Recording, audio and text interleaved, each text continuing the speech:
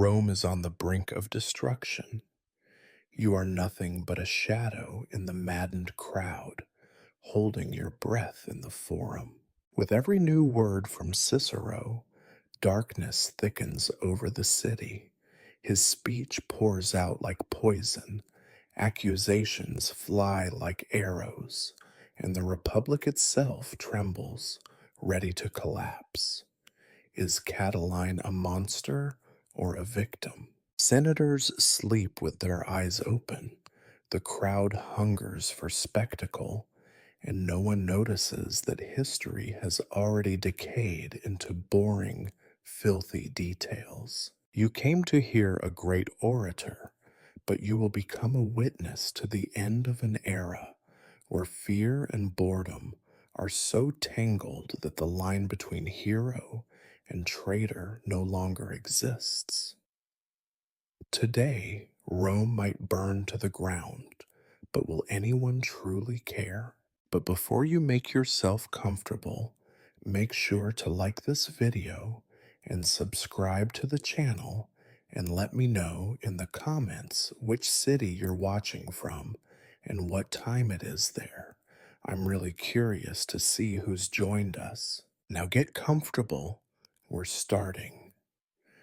You stand upon the cracked marble slabs of the Forum, the center of the world, if you believe what the poets say, though you know that poets, like politicians, rarely say anything useful. The cold of ancient stone creeps up through the thin soles of your sandals, worming its way into your feet, your bones, your mood.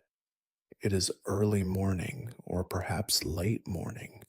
Time is as elastic as the truth here. The sky overhead is a dull, leaden gray that promises nothing but another day of waiting for history to happen to someone else. Around you, the crowd gathers in its usual lackluster manner. There are dozens upon dozens of people, men wrapped in togas of varying hues, slaves with their eyes fixed dutifully on the ground, merchants clutching empty purses, and the occasional stray dog searching for a scrap of glory or at least some bread.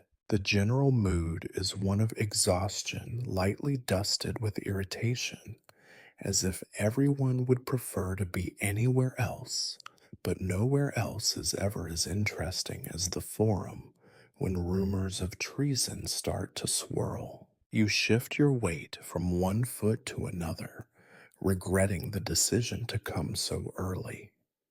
The stones are hard, the company is worse, and the smell, a combination of sweat, spilled wine, and ancient pigeon droppings, would make a god weep. But you are here, like everyone else, because a great scandal is promised, and nothing draws a Roman crowd more reliably than the prospect of public disgrace. It is, you reflect with a yawn, a most Roman sort of day, anticipation punctuated by boredom, rumors standing in for news, and the ever-present sense that disaster lurks just out of sight, ready to pounce the moment someone drops their guard. History, you are told, is being made here today. If only it would hurry up and get on with it. The stones beneath your feet are said to have been laid generations ago, in the days when Rome was little more than a collection of mud huts and ambitious thieves. Now those stones bear the weight of senators, consuls, would-be emperors, and today you, a witness to events you do not fully understand, participating in a ritual older than half the gods. At the center of the gathering, a raised platform waits like a sacrificial altar. The speaker's stand is chipped and battered, scarred by decades of impassioned fists and careless knives. You imagine it will soon be the stage for a performance, neither original nor especially entertaining. A speech, yes, but also a public condemnation, a carefully choreographed spectacle of outrage. You are not alone in your cynicism. All around you, faces show the familiar masks of skepticism, boredom, and ill concealed delight. An old woman next to you murmurs about bad omens. A baker 2 steps away loudly speculates about the price of wheat. Somewhere behind you, a pair of children try to sell stale honey cakes to anyone desperate enough for distraction. The forum, for all its ancient dignity, is never free of the noise of everyday life. Someone tugs at your sleeve, your neighbor, a former soldier who still insists on recounting tales of the Punic Wars whenever given the chance. He smells strongly of garlic and missed opportunity. They say Cicero is going to speak, he whispers, as though it is a secret known only to you and the entirety of Rome. They say he has proof, treason. Can you imagine? You can, and you do. In Rome, proof is whatever the loudest voice on the forum declares it to be. Still, there is something thrilling in the air, a charge of expectation that not even the drizzle beginning to fall can quite dispel. Above it all, perched on the roof of the basilica, a line of crows watches the assembly with black, unblinking eyes. Crows are sensible birds. They know that where crowds gather, crumbs and chaos are never far behind. As the morning deepens, the crowd grows thicker, pressing you closer to the front. The murmurs multiply, rippling through the mass like a lazy tide. You find yourself wedged between a senator's son, fat, spoiled, and entirely uninterested in anything but himself, and a woman with a face as sharp as a dagger, who seems to be memorizing every insult for future use. You remember vaguely that this very spot was once a marketplace where vegetables and gossip were sold with equal fervor. Now, the only thing on offer is anxiety, bundled and bartered with every nervous glance. A trumpet blares, sharp and sudden, and the crowd shifts as one, every head turning toward the platform. The show, it seems, is about to begin. History waits for no one, not even those wise enough to wear comfortable shoes. You inhale, and the air tastes of expectation and old stone. Cicero will speak, and Rome, ever hungry for spectacle, will listen. Whether anything will change, of course, is another matter entirely. But you, for better or worse, are here to witness it. One weary, chilly, slightly cynical soul among thousands. And as the orator steps forward, lifting his arms for silence, you realize that you are standing not only on ancient marble, but at the threshold of another tedious, momentous day in the world's longest running tragedy, the history of Rome. Cicero's voice rises above the restless crowd with a precision that makes you wonder if he has spent his entire life practicing for moments like this. Perhaps he has. You are close enough to see his thin fingers gripping the edge of the platform, his knuckles pale as marble, his toga arranged with the kind of studied carelessness that takes an hour to perfect. For a fleeting instant, you wonder what it is like to wake up each morning knowing that you will try, once again, to talk a city out of setting itself on fire. He does not shout. No, that would be too vulgar, too much like a street vendor selling moldy cheese to the midday market. Cicero's voice is a subtle weapon, steady, sharp, slightly nasal, and never quite loud enough to be accused of showmanship. Yet every phrase cuts through the damp Roman air, through the mutters and snorts, and the half hearted coughs. It is as if the very stones of the forum have been trained to listen, as if the city itself holds its breath when he speaks. You hear the opening lines, words that have been etched into the marble of memory by countless schoolmasters. How long, O Catiline, will you abuse our patience? Cicero pauses just long enough for the crowd to squirm. You do not know if you are meant to answer. No one does. That is part of the act. The wind stirs. A cloud passes in front of the sun, and for a moment, the entire forum is cast in the flat, gray light of a world where hope and despair are indistinguishable.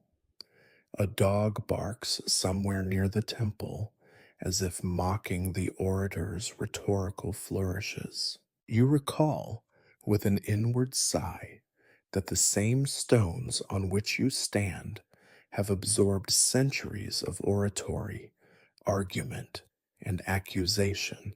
Each speech here is another layer of dust, settling gently on the ruins of older, better, or at least different speeches. You wonder how many times these marble slabs have echoed with the promise of doom, the threat of war, the assurance of virtue, all delivered in that same well modulated, slightly bored tone. Cicero continues, weaving together accusation and insinuation with the skill of a master tailor. He names names, he hints at conspiracies, dark meetings in back rooms, promises exchanged for coins and blood. It is impressive if you enjoy that sort of thing. You suppose some people must, or the city would have collapsed under the weight of its own cynicism long ago. A whisper passes through the crowd, like the passing of a chill breeze. The name of Catiline is repeated, sometimes with contempt, sometimes with excitement, sometimes with the particular venom reserved for people who have made a career out of being hated. You scan the faces near you, looking for Catiline himself, but he is not easy to spot in this sea of shifting expressions and calculated indifference. At last you notice him, standing not too far away, leaning casually against a pillar as if this entire spectacle has nothing to do with him. His face is smooth, his eyes hooded, and he is paying more attention to a pigeon that has landed nearby than to Cicero's words. You think he must be either very brave or very foolish, or perhaps simply very tired. It is not easy, you imagine, to be the villain of history. Catiline's hair is impeccably arranged, his toga spotless, his posture one of almost lazy defiance. He is the sort of man who seems to thrive on outrage, who has learned that a well-timed smile can be more unsettling than 1,000 curses. As the speech grows in intensity, you watch for any sign that he is rattled, but there is none. He brushes a speck of dust from his shoulder and yawns. Cicero, meanwhile, is gathering momentum. He moves from polite rebuke to open accusation with the practiced ease of a man who has spent his life walking the knife's edge between power and peril. You listen as he conjures the ghosts of past betrayals, invokes the wrath of the gods, paints Catiline not as a mere criminal, but as an existential threat to the very soul of Rome. Interesting fact, this forum, this space of stone and wind, was once nothing more than a muddy field where vegetables were sold by the basket and chickens squabbled for crumbs. In those days, nobody imagined that a time would come when words, not swords, would decide the fate of cities. Yet here you are, a citizen of an empire built on speeches, watching as reputations are diced and served cold before breakfast. You remember another story, half remembered from childhood, how the first stones of the Forum were dragged into place by slaves and beasts of burden, how blood and sweat were mixed into the mortar, how every stone laid was a promise that something important would happen here. You wonder if the stones are pleased by today's drama or simply bored. The crowd, too, seems unsure how to feel. Some people nod along with Cicero's accusations, eager to see someone else, anyone else, punished for the city's endless string of failures. Others shuffle their feet and exchange glances, already calculating how best to be on the winning side, whatever that may turn out to be. A few, like you, are just tired, worn down by the endless parade of scandals that seem to define public life in Rome. Cicero raises his hand, demanding silence for the next point. You are surprised to realize that the forum actually quiets, just a little. He describes, in loving detail, the dangers lurking behind every column, the whispered plots and midnight meetings. He speaks of the Republic as if it is a fragile vase about to slip from trembling fingers. You consider that the Republic is, in fact, more like an old boot, battered, mended, but stubbornly enduring. And still, Catiline watches the pigeon. You wonder if the bird knows it is part of history now, or if it is just waiting for someone to drop a crust of bread. As Cicero's words echo across the forum, you become aware of the city around you, the distant clang of a blacksmith's hammer, the smell of roasting onions, the uneasy shifting of 1,000 bodies pressed too close together. Rome, for all its glory, is still just a city, dirty, noisy, hungry, endlessly in need of stories to explain itself to itself. You stand in the shadow of greatness, or at least of greatness's shadow, and you realize, in Rome, nothing is ever quite as grand or as terrible as the orators would have you believe. Everything is always just a little more complicated, a little more mundane. But you are here, you are listening, you are part of the story, even if only as an extra, one face among thousands, shivering on cold marble, waiting for the next sentence to fall like a sword or a blessing.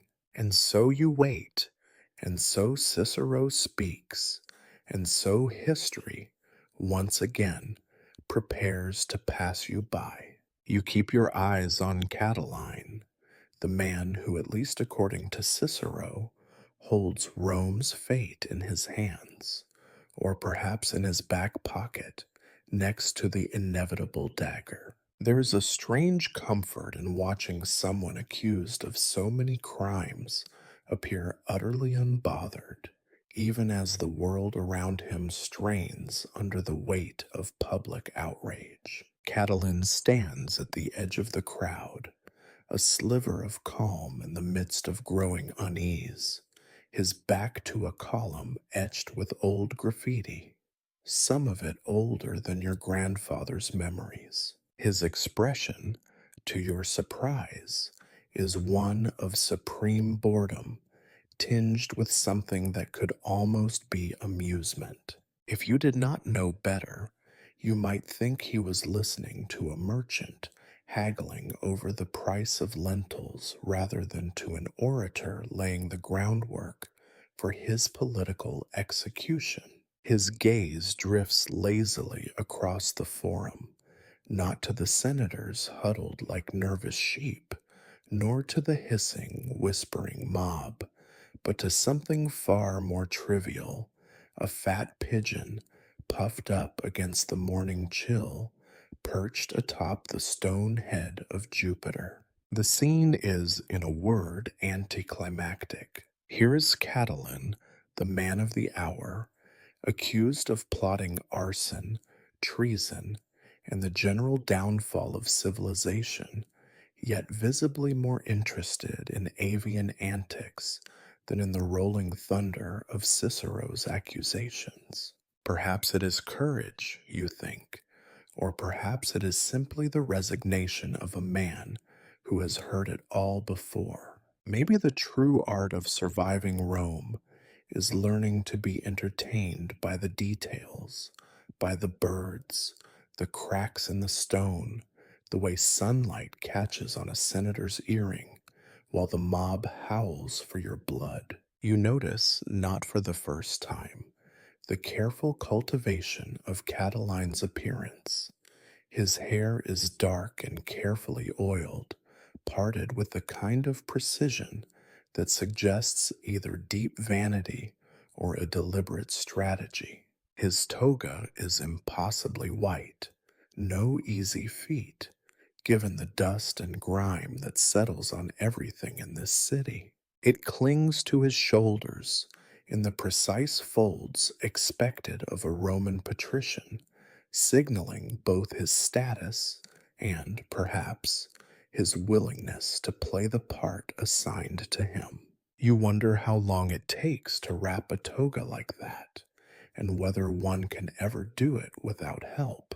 Occasionally, Catiline's eyes flicker to Cicero, but there is no spark of recognition, no flash of anger or fear, only the slightest upward curve of his lips, like someone listening to an old joke retold badly. The effect is unsettling, especially if you are one of those in the crowd hoping to see a spectacle of guilt, or at the very least, an entertaining display of nerves.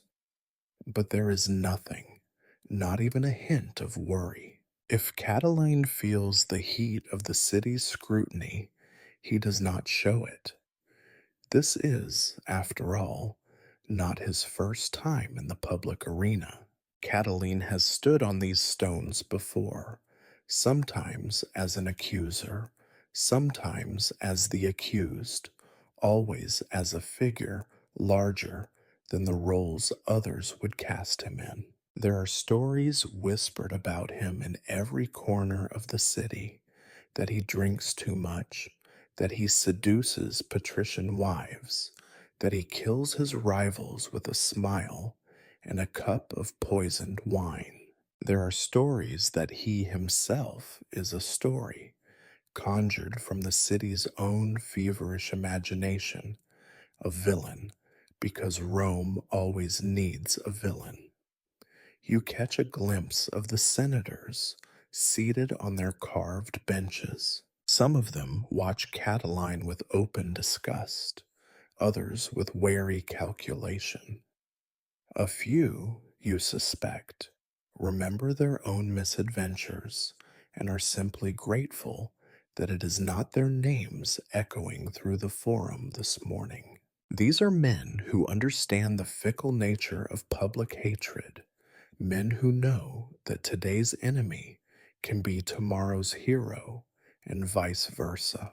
Catiline's eyes settle for a moment on one of these senators, a frail, stooped man with a perpetually quivering lip.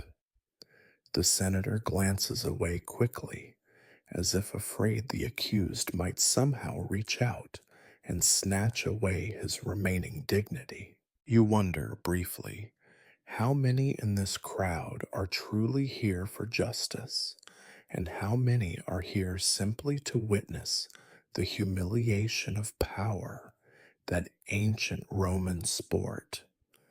All the while, Cicero's words pile up, heavy as thunderclouds. He names crimes and conspirators, traces lines of treason from Catiline's doorstep to the very heart of the city. You are almost impressed by the intricacy of it all. According to Cicero, every ill that has befallen Rome can be traced, with enough rhetorical flourishes, to the man standing there watching a pigeon. The irony does not escape you. Rome, city of gods and armies, reduced to the spectacle of one bored patrician and one furious orator, each performing their roles for a crowd that would rather be anywhere else, if only something more entertaining were happening elsewhere. You try to imagine Catiline's inner thoughts. Is he planning a brilliant rebuttal? Does he have a hidden dagger? Or is he merely counting the minutes until he can leave and find a less crowded tavern? Perhaps you think Catiline is as bored by the cycle of accusation and outrage as you are. Perhaps he too wonders if the city can survive another scandal, or if, like all tired beasts, it will finally collapse under the weight of its own history. Somewhere in the forum, a child drops a honey cake. The sound is oddly loud, and for a brief moment, even Cicero pauses. Catiline looks at the cake, then at the child, and for a fraction of a second, something like genuine amusement flickers across his face. It is a reminder that beneath the heavy tapestry of public life, everyone is simply living, trying to survive the day, perhaps even enjoy it a little. As Cicero gathers his breath for the next wave of accusations, you realize that the real drama here is not in the speeches or the charges, but in the silent exchange between the accused and the crowd. Will Catiline break? Will the people finally see what they came for? A display of guilt? A collapse? A confession? Or will he remain as he is? A figure untouchable, a myth in flesh, bored by the endless, grinding machinery of Roman outrage. The pigeon, having found nothing of interest atop Jupiter's stony head, takes flight, sending a swirl of feathers through the morning air. Catiline follows its path with his eyes, then returns to his silent vigil, untroubled, unchanged. You cannot help but wonder, when all this is over, when the speeches are done and the crowd has dispersed, who will remember the truth of what happened here? Or will it all be, like so many things in Rome, just another story, retold and reshaped until only the pigeons and the stones remember how it really felt to stand on the forum and watch a man accused of burning down the world look on, bored as history tried to catch him napping? And so you remain, another face in the crowd, caught between the unremarkable and the unforgettable, listening as the ancient ritual plays out once more under the impassive gaze of marble gods and hungry birds. Your mind wanders, as it always does in moments meant to be significant. The weight of so many bodies pressed into the forum, all eyes darting between Cicero's gesturing hands and the stony patience of Catiline, creates an illusion of collective purpose. But you know better. You know the city. You know the people. There is something deeply Roman about being present for a spectacle and not really caring how it ends, so long as you have a story to bring home for supper. You notice the restlessness spreading through the crowd like a mild fever. Arms fold, feet shuffle, voices drop to a low drone of private commentary. All around you, patience is not so much abused as simply abandoned. Cicero's words swirl overhead, abstract and remote, while the citizens of Rome start living their own parallel drama, a play of fatigue, obligation, and the gnawing hope for excitement. You recall how, only a few years ago, crowds filled this very square for quite different reasons. There were no cries of treason, no whispers of sedition. The Forum was a place for eulogies, weddings, and the occasional boastful soldier describing his victories in Spain. How quickly the mood shifts.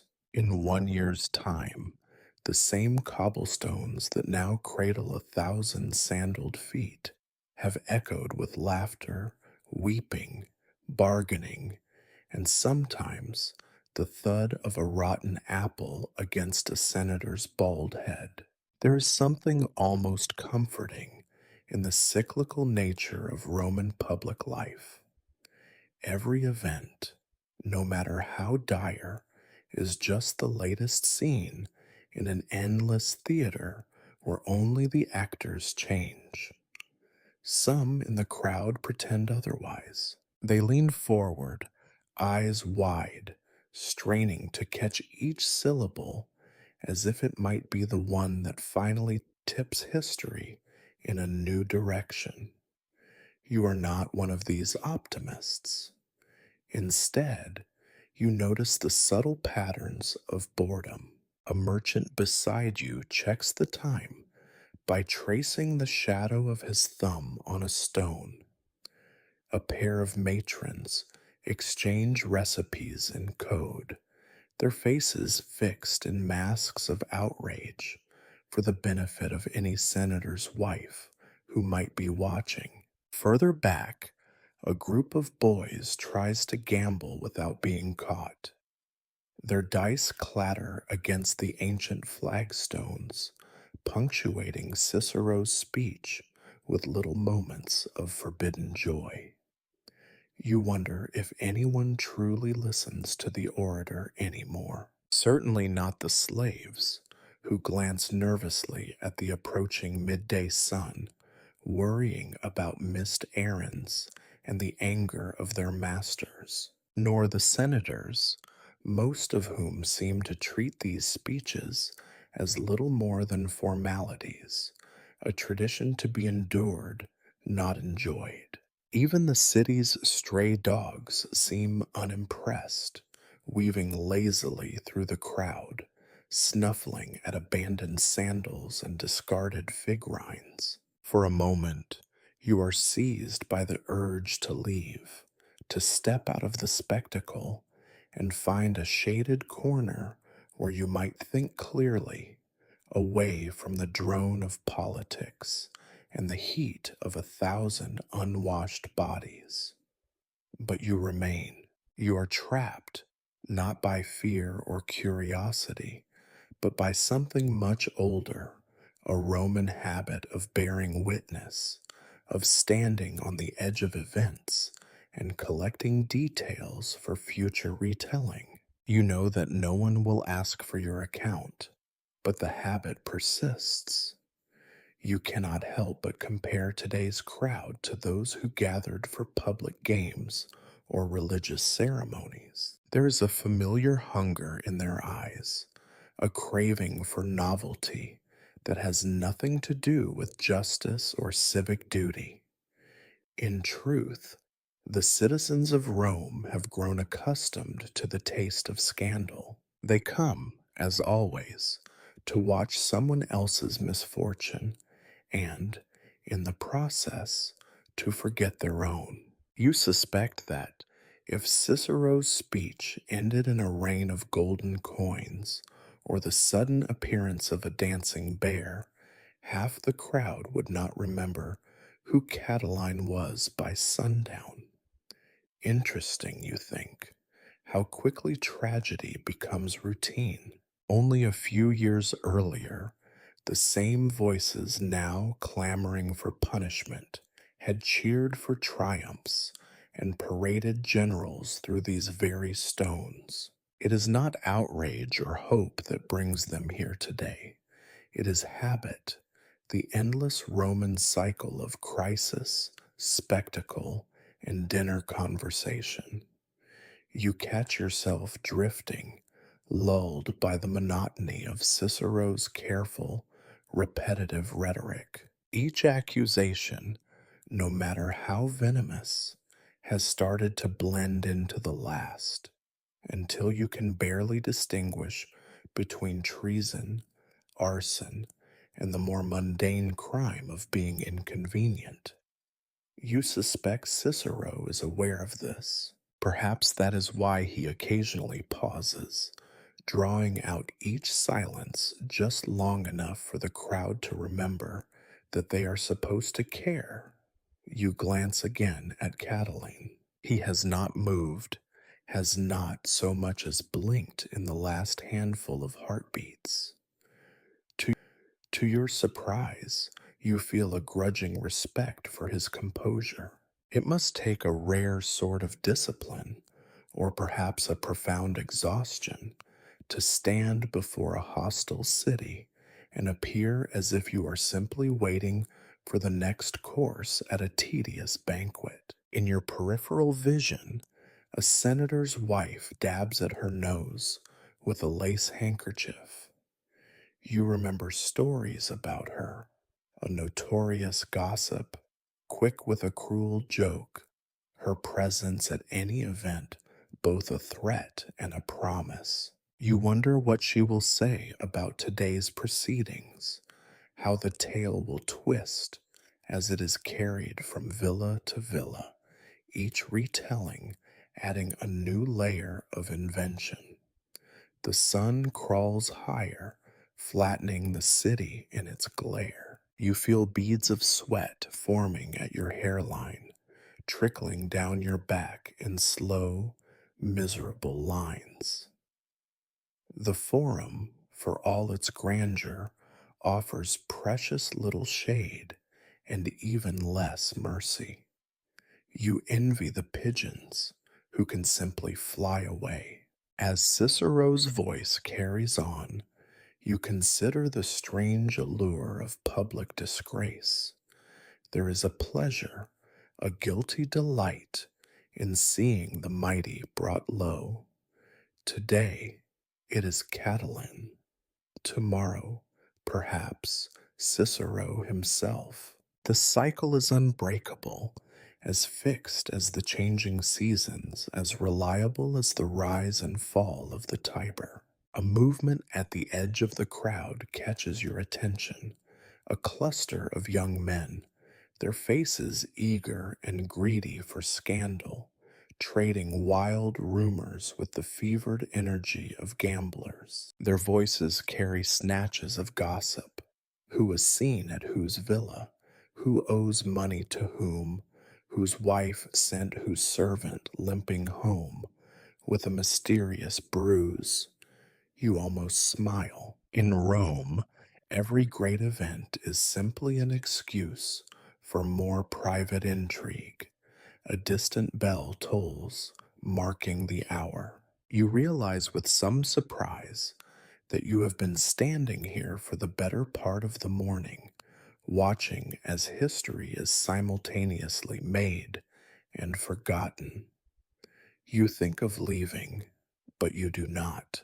Something holds you, a thread of curiosity, a stubborn refusal to miss the final act, or perhaps just the certainty that one day, long after the names and faces have faded, you will remember standing on the forum, part of the restless, dissatisfied crowd as the drama of Rome repeated itself yet again. You sigh.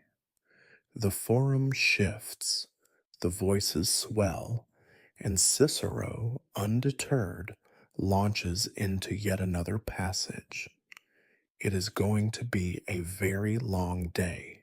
The relentless stream of words pours from Cicero, and you realize that his genius is not in his voice or even his arguments, but in his stamina. Only a man with the patience of a tortoise and the stubbornness of an ox could repeat accusations for so long without collapsing from boredom. You listen as he returns again and again to the same themes: Catiline the betrayer, Catiline the arsonist, Catiline the corrupter of youth and destroyer of tradition. It is a litany so familiar that you could chant it yourself if given the chance. You wonder, not for the first time, if the audience is still following, or if they have all, like you, drifted into a state of half attentive reverie. A particularly loud phrase snaps you back to the present. Catiline, with what audacity do you dare to stand among us after plotting the ruin of the city? There is a flourish of Cicero's arm, a little spit flies from his lips, and for a fleeting moment you think you see a flicker of irritation in Catiline's eyes, though it could just be the sunlight shifting. Around you, heads nod in dutiful agreement, though you are quite sure most have no idea what was actually said. It is the gesture that matters, not the substance. In Rome, appearances are always more powerful than facts. You recall, with a kind of grim amusement, that half the men in this crowd do not truly understand the words Cicero is using. His Latin is so finely honed, so dripping with legal and philosophical references, that for the average baker or bricklayer, the speech might as well be in Etruscan. But that does not matter either. They have come not to judge the rhetoric, but to witness the spectacle of condemnation, the public performance of justice that makes the city feel less fragile, at least for an hour or two. You are struck by the mechanics of this ritual. Every few sentences, Cicero pauses and glances toward his fellow senators, who pretend to weigh his words with all the gravity of men deciding the fate of the universe. They stroke their chins, exchange meaningful glances, and occasionally mutter phrases that sound wise but mean nothing. You wonder if they have secret signals, like children in a marketplace, to indicate agreement or boredom. The whole affair feels both ancient and absurd, a well practiced dance in which everyone knows their part, but no one believes in the outcome. Cicero's voice grows harsh as he describes, for what must be the fifth time, the supposed meeting of Catiline and his supporters in the dead of night, torches flickering, daggers glinting, Rome poised on the edge of a bloody abyss. There is a kind of poetry to it, you admit, but it is a poetry of fear, designed not to inform, but to unsettle. You glance at your neighbor, who listens with wide eyes and open mouth, entirely caught up in the fantasy. You wonder if he will remember these details tomorrow, or if, like most tales in Rome, they will fade and be replaced by the next scandal. The phrase enemy within drifts over the crowd, and you notice a subtle tightening, a ripple of discomfort and excitement, as if the city itself is bracing for something real at last. Even the pigeons seem to sense a shift, fluttering nervously above the statues, preparing for flight. Cicero is a master of this, you realize, not just in naming the villain, but in making every listener feel that the villain might be lurking just behind them, waiting to strike. You remember an interesting fact you heard as a child, recited by a particularly boring tutor. The forum was originally a marketplace for vegetables, and the word forum itself comes from the idea of an open space, a clearing in the chaos of the city. Now it is a clearing for the chaos of accusation. The vegetables are gone, replaced by words, some fresh, most rotten, all destined to be picked over by hungry minds and discarded by nightfall. A breeze stirs, carrying the scents of sweat, incense, and something faintly acrid, perhaps from a brazier left unattended, or perhaps just the usual flavor of civic unrest. You shift your stance, stretching legs grown numb from standing too long, and try to focus again on the drama before you. Cicero, for his part, is tireless. He paces the platform, gesturing now to the senators, now to the crowd, and even, rather theatrically, toward the heavens. You half expect Jupiter himself to descend and render judgment, but the gods, as usual, remain silent. Catiline, meanwhile, has resumed his careful study of the forum's architecture. His eyes trace the faded inscriptions on the monuments, linger for a moment on the chipped steps of the Senate House, then return to the pigeon, which is now engaged in a fierce struggle with a piece of dry bread. You wonder if Catiline finds comfort in the predictability of animals. Unlike people, pigeons never pretend to be outraged for show. You are aware of time passing in a strange, elastic fashion. Each accusation stretches the morning longer. Each pause gives you hope for an end, and each new charge reminds you that there is no end, only a slow unraveling. The crowd, too, shifts and mutters, their initial eagerness fading into a kind of dull persistence. Some begin to leave, stepping quietly through the ranks, already seeking out the next source of excitement. It occurs to you that this is not merely a trial of Catiline, but of the city itself. Every accusation is an accusation against Rome, a reminder that beneath the marble, the city is fragile, easily fractured, always at risk of tearing itself apart over rumors and ambitions. Cicero's words are not so much a shield against chaos as a hymn to its inevitability. As the speech winds on, you feel a peculiar gratitude for the monotony. It is easier to endure a city's decline, you think, when it comes dressed in the familiar robes of tradition and performed by actors who know how to keep the crowd from falling entirely asleep. Catiline shifts, The pigeon flaps its wings, and Cicero prepares for another crescendo. You yawn, content to let the great drama play out around you, comforted by the knowledge that you have survived yet another morning in the city that never tires of repeating itself. You are not alone in your boredom, though you might flatter yourself with the thought. As the hours drag on and Cicero's speech circles ever tighter around the same old grievances, you notice a subtle change in the character of the crowd. Into the milling mass of merchants, gossips, and slaves, there now streams a new procession.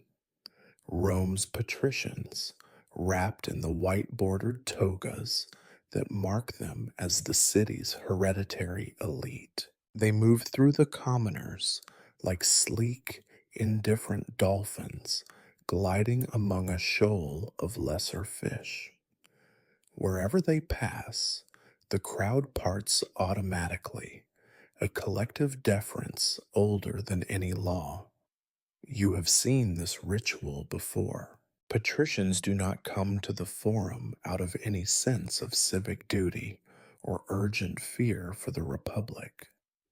They come because a scandal has become the only show worth attending. You see them pause at the edges of the throng, survey the scene with narrowed eyes, and then drift toward groups of their own kind. Their sandals are immaculate, their hair carefully curled or cut, their jewelry more discreet than it is expensive, because, as everyone knows, real power is never ostentatious. Even so, the rings on their fingers could feed a family for a year, and the perfumes that linger in their wake mask, for a moment, the sharp tang of sweat and city dust. A particularly self satisfied matron stands not far from you, a cloud of sycophants in her orbit. You recognize her by reputation, a patroness of poets, infamous for her stinging remarks, and rumored to have once insulted a proconsul so wittily that he forgot to be offended until weeks later. Her laughter rings out, high and brittle, as she narrates the details of the case to anyone who will listen. Details she cannot possibly know, but that never stops anyone in Rome from speaking with authority. The arrival of the elite gives the spectacle a new, sharper edge. No longer is this just a matter for the common people to grumble about while they wait for lunch. Now, every word and gesture is loaded with the possibility of future advantage or disaster. The patricians are not here for justice. They are here to measure alliances, observe weaknesses, and perhaps, if they are lucky, witness the delicious downfall of a rival. In Rome, politics is a blood sport, and today the arena is packed. You overhear snatches of conversation, some in Latin so pure and precise, you suspect the speakers have been practicing for just this occasion, others in the low, confidential murmur of scandal. Did you see who arrived with him? One woman whispers, her eyes darting toward a senator's entourage. It is said he has already started moving his household gods to another villa, another man replies, as if changing residences were proof of guilt. All around you, rumors multiply like flies, each one stickier than the last. At the edges of the crowd, younger patricians stand in small knots, affecting an air of indifference that fools no one. Their fathers and uncles watch them with a mixture of pride and exasperation, as if each generation must relearn for itself how little virtue counts for in public life. You spot one young man adjusting the folds of his toga for the 10th time, casting hopeful glances at a group of fashionable women who ignore him with studied grace. The performance of status is exhausting, even for those born to it. The senators, meanwhile, remain on their benches like a row of gloomy statues, their faces frozen in attitudes of wisdom and concern. You suspect most are calculating the odds. If Catiline falls, who rises? If Cicero triumphs, whom does he remember as a friend? No one here wants to be the last to change sides. Loyalty, after all, is a luxury reserved for those with nothing left to lose. Cicero, sensing the arrival of his most important audience, raises his voice just enough to be heard by the patrician fringes. He names families, invokes ancestors, and drapes the Republic in the heavy, velvet language of tradition. You marvel at his stamina, how, after so many hours, his voice can still conjure images of ancient virtue and looming ruin. The crowd responds with a renewed energy, as if the mere presence of the elite has transformed a tedious civic ritual into a high stakes drama. You notice, too, the shifting attention of the mob. Some of the lower born citizens now jostle for better views, eager to be seen by their betters and perhaps overhear a word or two of noble gossip. Others retreat to the shade, their interest fading as the spectacle grows more abstract, less about bread and more about the circus. You feel a kind of grim satisfaction watching the great families circling the spectacle like vultures around a dying beast. In Rome, every public disaster is an opportunity for private advancement. You remember an old saying, a man's fortune is made in the misfortune of his neighbor. Today, fortunes are being weighed, even as the words fly and the accusations multiply. A senator's wife, resplendent in a dress of Tyrian purple, fans herself languidly and asks her companion, will there be blood, do you think? Her companion, a sly eyed man with the thin lips of a habitual informer, shrugs. There is always blood, eventually, he says. It is a joke, but not a funny one. Catiline, for his part, seems to notice the new arrivals only in passing. Perhaps he recognizes the game they are playing, or perhaps he is simply tired of playing it himself. His posture remains loose, almost insolent, as if to say, you may judge me, but only because I allow it. For a moment, you imagine him as a younger man, hungry, ambitious, eager to impress these same families. How quickly admiration curdles into fear and fear into hate. As the sun climbs higher, the division in the crowd becomes more pronounced. The patricians stand together, insulated by birth and custom. The rest of the citizens form a loose, restless sea around them, murmuring, grumbling, always watching. Cicero's speech continues, swelling and receding like a tide that threatens, but never quite overwhelms, the ancient stones. You think again of how little has changed. Years pass, scandals fade, but the rituals remain. The gathering of the powerful, the parade of outrage, the silent calculations that determine Who will eat well tonight, and who will be looking over their shoulder? Even the pigeons seem to understand the hierarchy, steering clear of the best sandals and the sharpest tongues. The show, you realize, is not for justice, nor even for the Republic. It is for the audience, the men and women who came to see and be seen, to gossip and to judge, and above all, to ensure that whatever else happens, they will not be forgotten. You feel the weight of their eyes, the slow churn of history, and wonder, in 100 years, will anyone remember this day?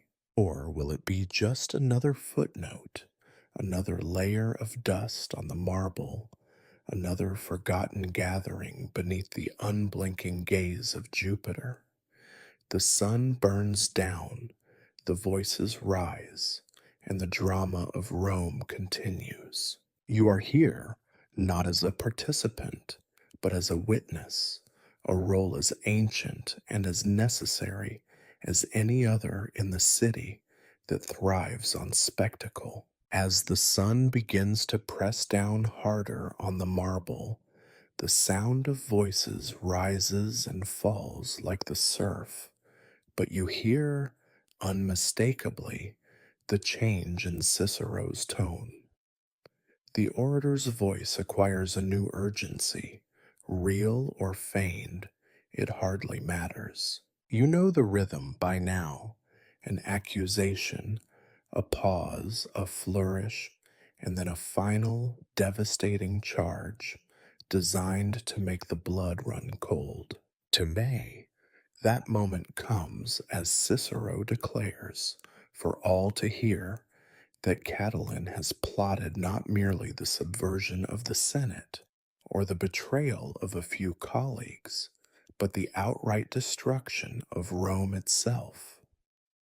Fire, always fire. You feel a ripple go through the crowd. Some turn to their neighbors and repeat the charge as if tasting it for the first time. Others smirk, having heard the rumor before it was even uttered aloud. A group of young men, half drowsing in the sun, nudge each other awake. It is not every day you are promised the spectacle of the city in flames. Still, there is little true panic, just a flicker of interest, quickly replaced by the usual expressions of practiced outrage and weary amusement. In truth, the threat of fire is so common in Rome that it has lost much of its power to shock. You remember an old joke. There are three certainties in Rome: death, taxes, and a fire in the Subura. The city has burned so often that people speak of it the way they speak of the changing seasons or the rising price of fish. Inevitable, unpleasant, but nothing to lose sleep over. Some say that the gods themselves have grown bored with watching Rome smolder and simply turn away until the worst is over. But that does not stop Cicero. He paints the vision with loving detail: conspirators with torches, the midnight glow of flames licking at the Senate house, mothers fleeing with infants, the statues of the gods toppling into the embers. You catch yourself half believing it, swept along by the rhythm of his words, before you remember that last summer, when a warehouse caught fire near the river, most people only gathered to argue over whose wine was stored inside. You glance around and see how the crowd digests the story. Some are frightened. An old man clutches the hand of his granddaughter, as if a speech alone could summon catastrophe. Others are skeptical, especially those who remember how often such threats are used as currency in political fights. A few scandalously, begin to laugh, covering their mouths with their sleeves to hide their amusement from the more respectable citizens. Your attention drifts to a group of laborers, rough handed and sunburned, who exchange knowing glances. One of them leans in, muttering, "Rome's always burning, one way or another." His companion shrugs and points to a distant temple, its marble facade already blackened from an old blaze. The gods, apparently, are no better at fireproofing than anyone else. It is said, you recall, that in the past century alone, Rome has caught fire more times than there are days in the month of October. 14, at least, if the official records are to be believed. But who trusts official records in a city where memory is as slippery as olive oil? Each disaster brings its own brief moment of drama. Crowds gathering to watch, rumors of sabotage, promises of reform, and then, almost always, a return to business as usual. For all Cicero's skill, his warning does not quite land. The crowd listens, nods, and then, almost as one, shifts its attention to other matters. Some discuss the last fire, others speculate about the best route home if the streets are blocked by panicked mobs. You marvel at the resilience, or is it just numbness, that comes from living in a city perpetually balanced between disaster and survival. Catiline himself seems unmoved by the accusation. His eyes flicker toward Cicero, then away, as if bored by the familiar script. Perhaps he has already prepared his defense, or perhaps he knows there is no defense against a story as old as Rome itself. You wonder, not for the first time, whether it is worse to be feared for imaginary crimes or to be forgotten entirely. A senator in the front row, sweat beading on his brow, leans forward and whispers something to his neighbor. You can imagine the conversation. Do you think he could really do it? Anyone could, if he wanted. The city is dry as tinder. But is he stupid enough to try? He's here, is he not? The exchange is as predictable as the next summer storm. You catch another interesting fact. During one of the city's most famous blazes, decades ago, the crowd was so distracted by a gladiator procession that no one noticed the flames until the statues of the Lares were already cracking from the heat. When the crowd finally roused itself, it was only to save the more valuable household gods, and naturally, the family wine cellars. Rome, you realize, has always been a city of priorities. There is, beneath the surface, a kind of fatalism. Yes, fire might come. Yes, the city might burn. But so what? It has happened before, it will happen again, and in the meantime, there are debts to pay, lovers to pursue, and rumors to collect. The machinery of the city grinds on, immune to the drama of the moment. Still, for the sake of appearance, a few in the crowd clutch at their togas, gasp at the horrors described, and cast dark glances in Catiline's direction. You see mothers draw their children closer, grandfathers mutter prayers to Vesta, and a pair of teenagers snicker and plan how they might sneak out to watch should anything actually catch fire tonight. Cicero's words have not stirred terror, but they have at least provided a new theme for conversation. By now, the sun is hot on your neck, and the press of bodies grows oppressive. Someone nearby mutters that perhaps it would be wise to check on the family home just in case. Another man, clearly a veteran of too many such speeches, grumbles that if Rome is to burn, he would rather it happen quickly so he can get on with his day. You are struck in this moment by the strange mixture of fear and indifference that defines life in the city. Danger is real, but never quite urgent. Scandal is constant, but never quite new.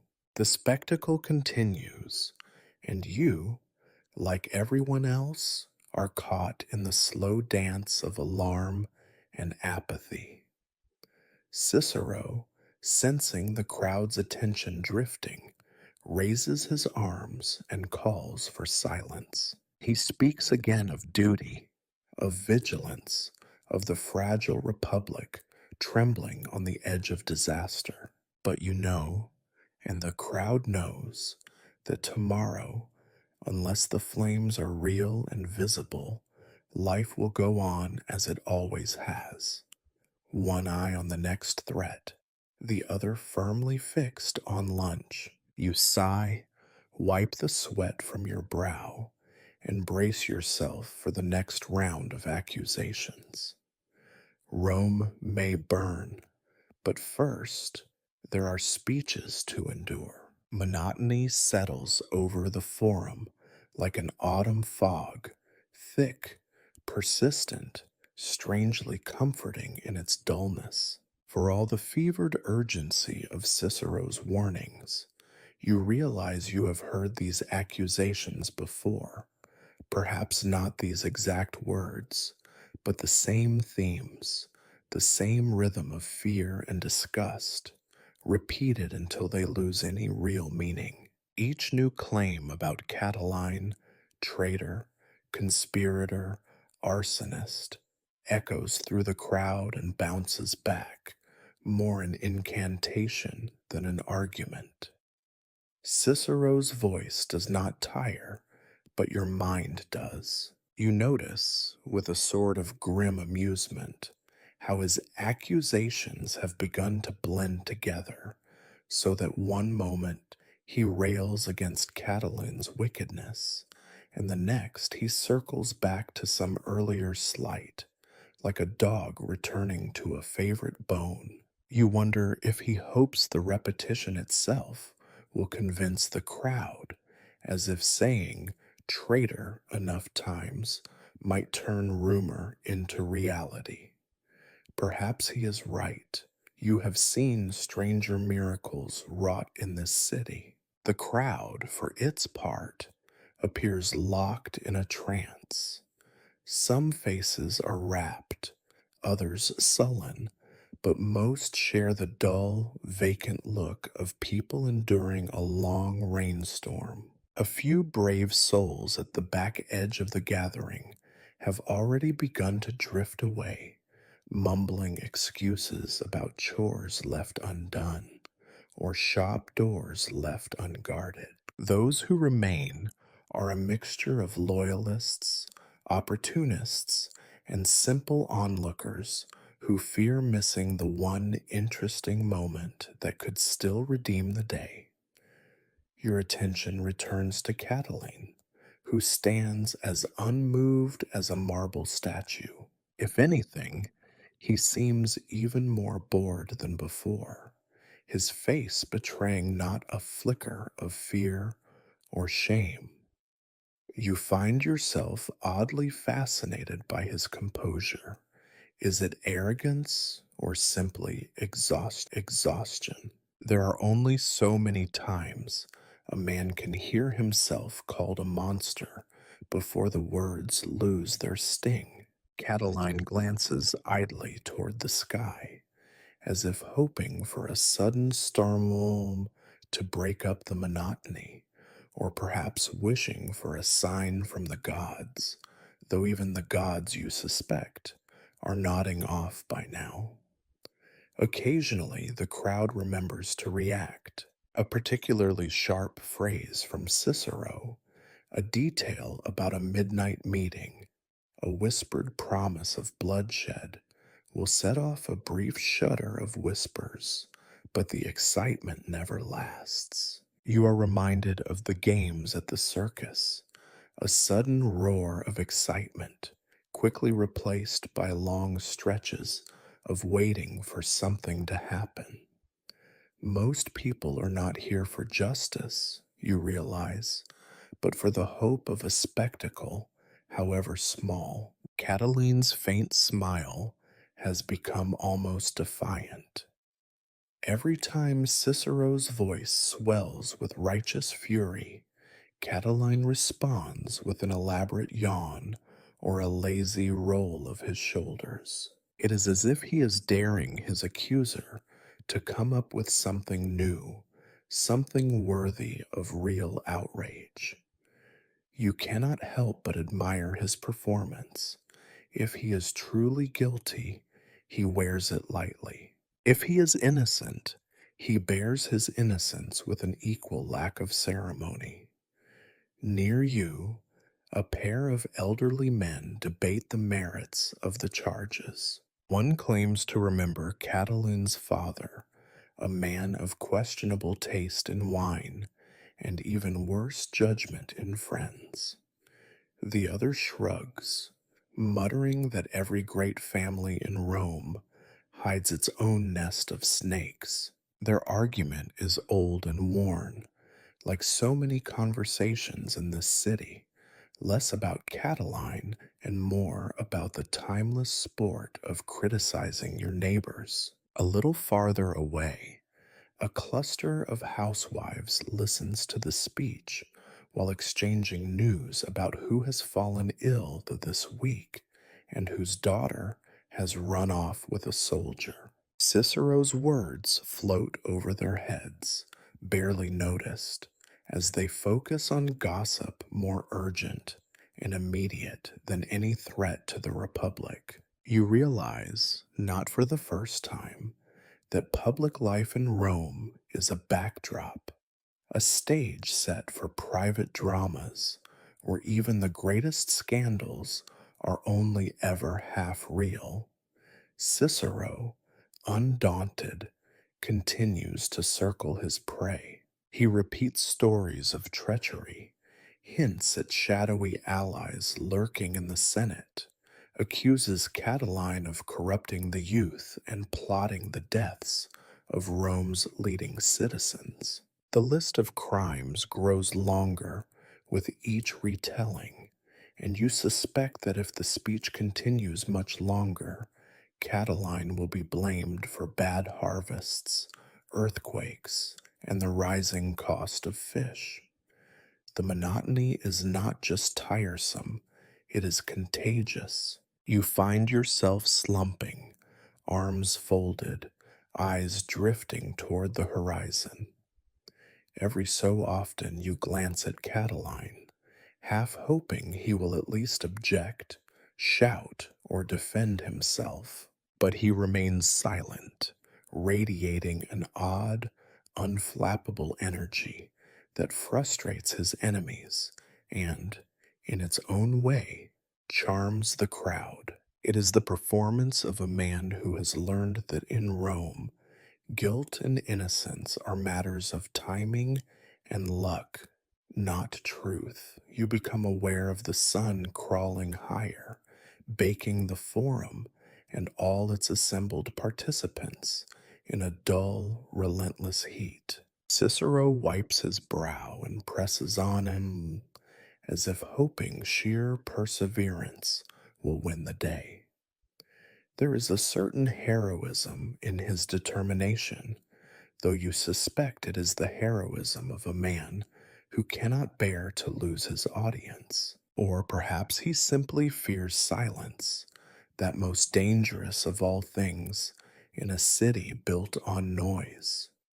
As the accusations blur together, the crowd's energy ebbs and flows. A few loyal followers of Cicero try to whip up enthusiasm, nodding vigorously and casting suspicious glances at anyone who does not appear sufficiently outraged. Others stifle yawns and dream of shade, wine, or a quiet bench along the river. You imagine the scene as it must look from above, a vast, restless swarm, each person caught between the urge to stay and the desire to flee. An odd thing happens. Catiline, noticing a group of children playing at the edge of the forum, breaks into a genuine smile. The sight is so unexpected that you are almost startled. For a moment, he looks not like a villain or a hero, but simply a man, tired perhaps, but still human. The moment passes quickly, swallowed by the drone of accusation and the rustle of the crowd. You realize that this, too, is part of the ritual. The endless repetition, the feigned outrage, the stoic endurance of the accused, all of it is necessary to maintain the illusion of order in a city that thrives on chaos. Without these performances, the fragile machinery of the Republic might grind to a halt, and then where would everyone be? Probably right here, you think, listening to the next speech, waiting for the next scandal. As the sun climbs higher and the shadows grow shorter, you brace yourself for the rest of the day. Cicero will not tire, Catiline will not break, and the crowd, yourself included, will drift ever deeper into the peculiar comfort of Roman monotony. The greatest city in the world, you reflect, is built not on courage or virtue, but on the ability to endure even the dullest of disasters. You stand a little straighter, determined to outlast the boredom, if nothing else. If you are to be a witness to history, you may as well do it with your eyes open. You glance toward the senators, those supposed guardians of the Republic, and find yourself marveling at their ability to appear deeply engaged while their minds drift to more pleasant places. Most of them have settled into the practiced slump of men who have spent far too many hours listening to speeches about the decline of virtue. You wonder if the stiffness in their necks comes from the burden of Rome's fate, or simply from too many afternoons pretending to care. There's an art to their inattention. A senator may tilt his head just so, furrow his brow as if weighing Cicero's every word, and yet, if you look closely, you see the subtle signs. Eyelids drooping, lips moving in a silent recitation of the day's lunch menu, fingers tracing the grain of the marble bench in slow, hypnotic patterns. The old men are the most skilled, having perfected the pose over decades, one eye half open, chin resting on a palm, the faintest snore disguised as thoughtful breathing. The legend goes that in earlier times, when the Senate met before dawn and did not break until the moon rose, senators would bring special cushions to preserve their dignity while they dozed. You remember, with a suppressed smile, the story of an especially corpulent senator whose snores once drowned out a consul's entire speech. The Senate's solution was not to ask for shorter speeches, but to commission softer cushions and heavier togas, lest anyone fall off the bench in their sleep. Today, you watch as one ancient senator, A relic who seems to have been carved from the same marble as his seat, sits perfectly still, eyes wide open, gaze fixed on the middle distance. At first, you think he is transfixed by Cicero's words. Then you notice, with a start, that he has not blinked for several minutes. Is he asleep with his eyes open or simply lost in some distant memory? You decide it hardly matters. Either way, he is as absent as the gods. Around him, younger senators squirm and fidget, less skilled in the arts of dignified slumber. One attempts, without success, to stifle a yawn. Another surreptitiously cleans his nails with a stylus. A third leans in open to murmur something to his neighbor, only to receive a glare from a vigilant lictor who seems to have mistaken boredom for treason. You realize, with a touch of envy, that the senators at least have seats. Your own legs ache from standing, your feet numb in their worn sandals. The heat from the stones seeps upward, blurring your focus and making the world feel slightly unreal. You envy, too, the freedom with which these men can disengage. You are here as a spectator, yes, but the senators are performers as much as anyone, masters of the slow, theatrical disengagement that makes indifference look like wisdom. Cicero's speech rolls on, the same words tumbling over and over like pebbles in a stream. You find your mind wandering, your thoughts drifting beyond the forum to the city that sprawls out in all directions. Alleys crowded with merchants hawking garum and olives, laundry flapping from windows, distant laughter rising from a wine shop. Somewhere, beyond earshot, life goes on untouched by the spectacle of accusation and outrage. A stray dog trots along the edge of the crowd, nose to the ground, oblivious to the passions of Rome's finest. You watch as it pauses, scratches behind its ear, then curls up in the shade of a statue's foot. If only you could join it, trading the grand theater of the Forum for the quiet comfort of sun-warmed stone and the simple pleasure of a nap. Your reverie is interrupted by a sudden burst of applause, brief, half-hearted, quickly dying. Cicero must have reached a rhetorical peak, or perhaps simply paused long enough for the crowd to remember itself. The senators jerk to attention, blinking in the sudden noise, then settle back into their practiced lethargy as soon as the moment passes. You cannot help but laugh quietly at the absurdity of it all.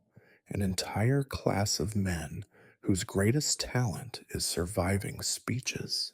Another interesting fact comes to mind. There were times, not so long ago, when senators would arrive for debates carrying baskets of food and flasks of watered wine, ready to endure a day's worth of talk by fortifying themselves with constant snacks. One wit once remarked that the laws of Rome were written not with ink, but with olive oil stains and crumbs of barley bread. You look for signs of this tradition today: smuggled figs, a furtive sip from a travel flask, but the patricians are more discreet now, more concerned with appearances. Only the old men dare sneak a nibble, trusting that age grants them the right to ignore decorum. You let your eyes wander from the benches to the crowd, from the crowd to the sky, from the sky back to Cicero's relentless form on the platform. The world begins to feel distant, the edges of reality softened by repetition and heat. You wonder if, years from now, anyone will remember today's speech, or if it will vanish into the endless stream of words that fill the city's history. A pigeon lands beside your foot, pecking at a crumb of bread. You watch it, grateful for the distraction, as the speech drones on in the background. For a moment, you imagine the entire forum empty, silent, except for the cooing of birds and the soft sigh of the wind through broken columns.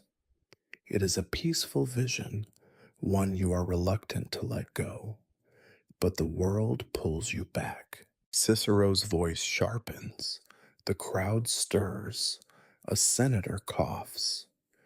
The machinery of history lurches forward, dragging everyone with it, awake or asleep, attentive or dreaming. You find yourself wondering how many of the men around you are thinking of dinner, of debts owed and favors expected, of the long walk home beneath a sky the color of old bone.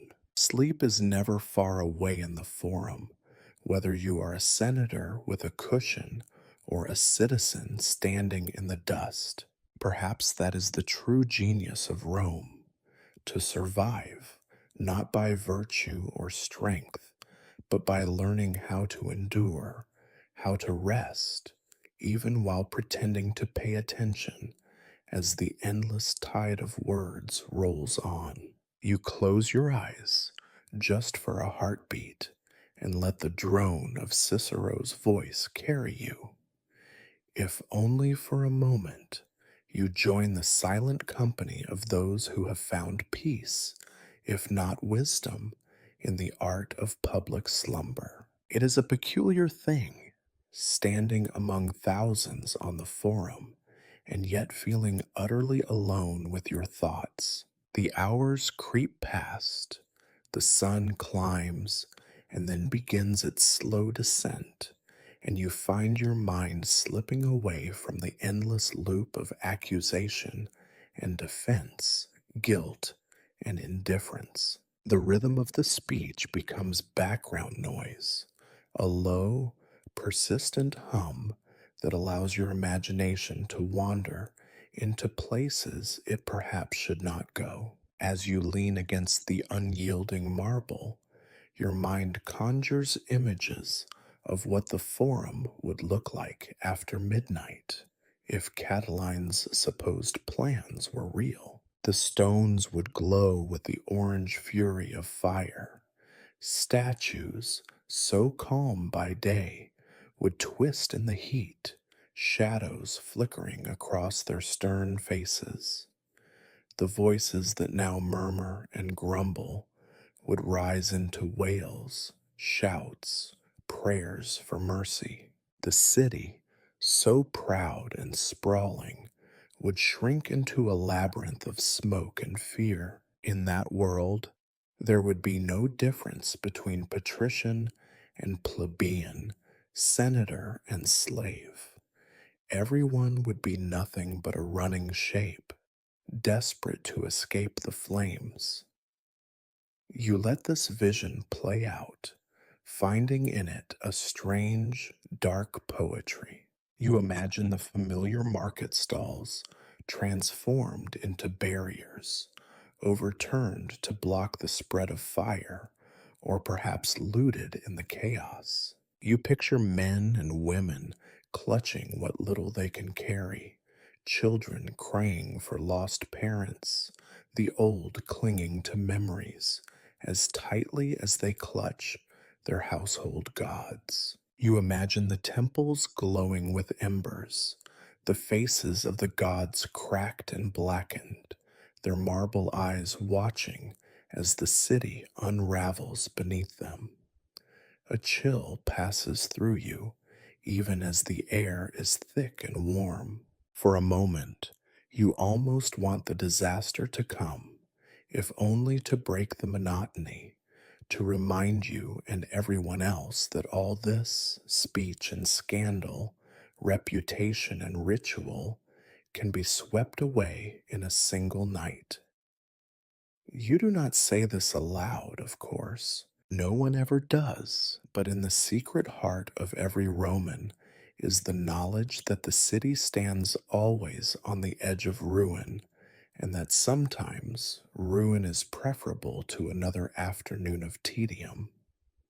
The vision lingers, morphing into quieter scenes. You see yourself alone among the ashes, picking your way through the skeleton of the forum, the stones still warm, the silence complete. In that world, history would feel real, not just a story told and retold by men in white togas. There would be no oratory, no need for witnesses, only the simple fact of survival. You would be reduced to your truest self, hungry, tired, a creature among ruins, but free from the burdens of public spectacle. Your daydream is interrupted by a sharp word from the platform.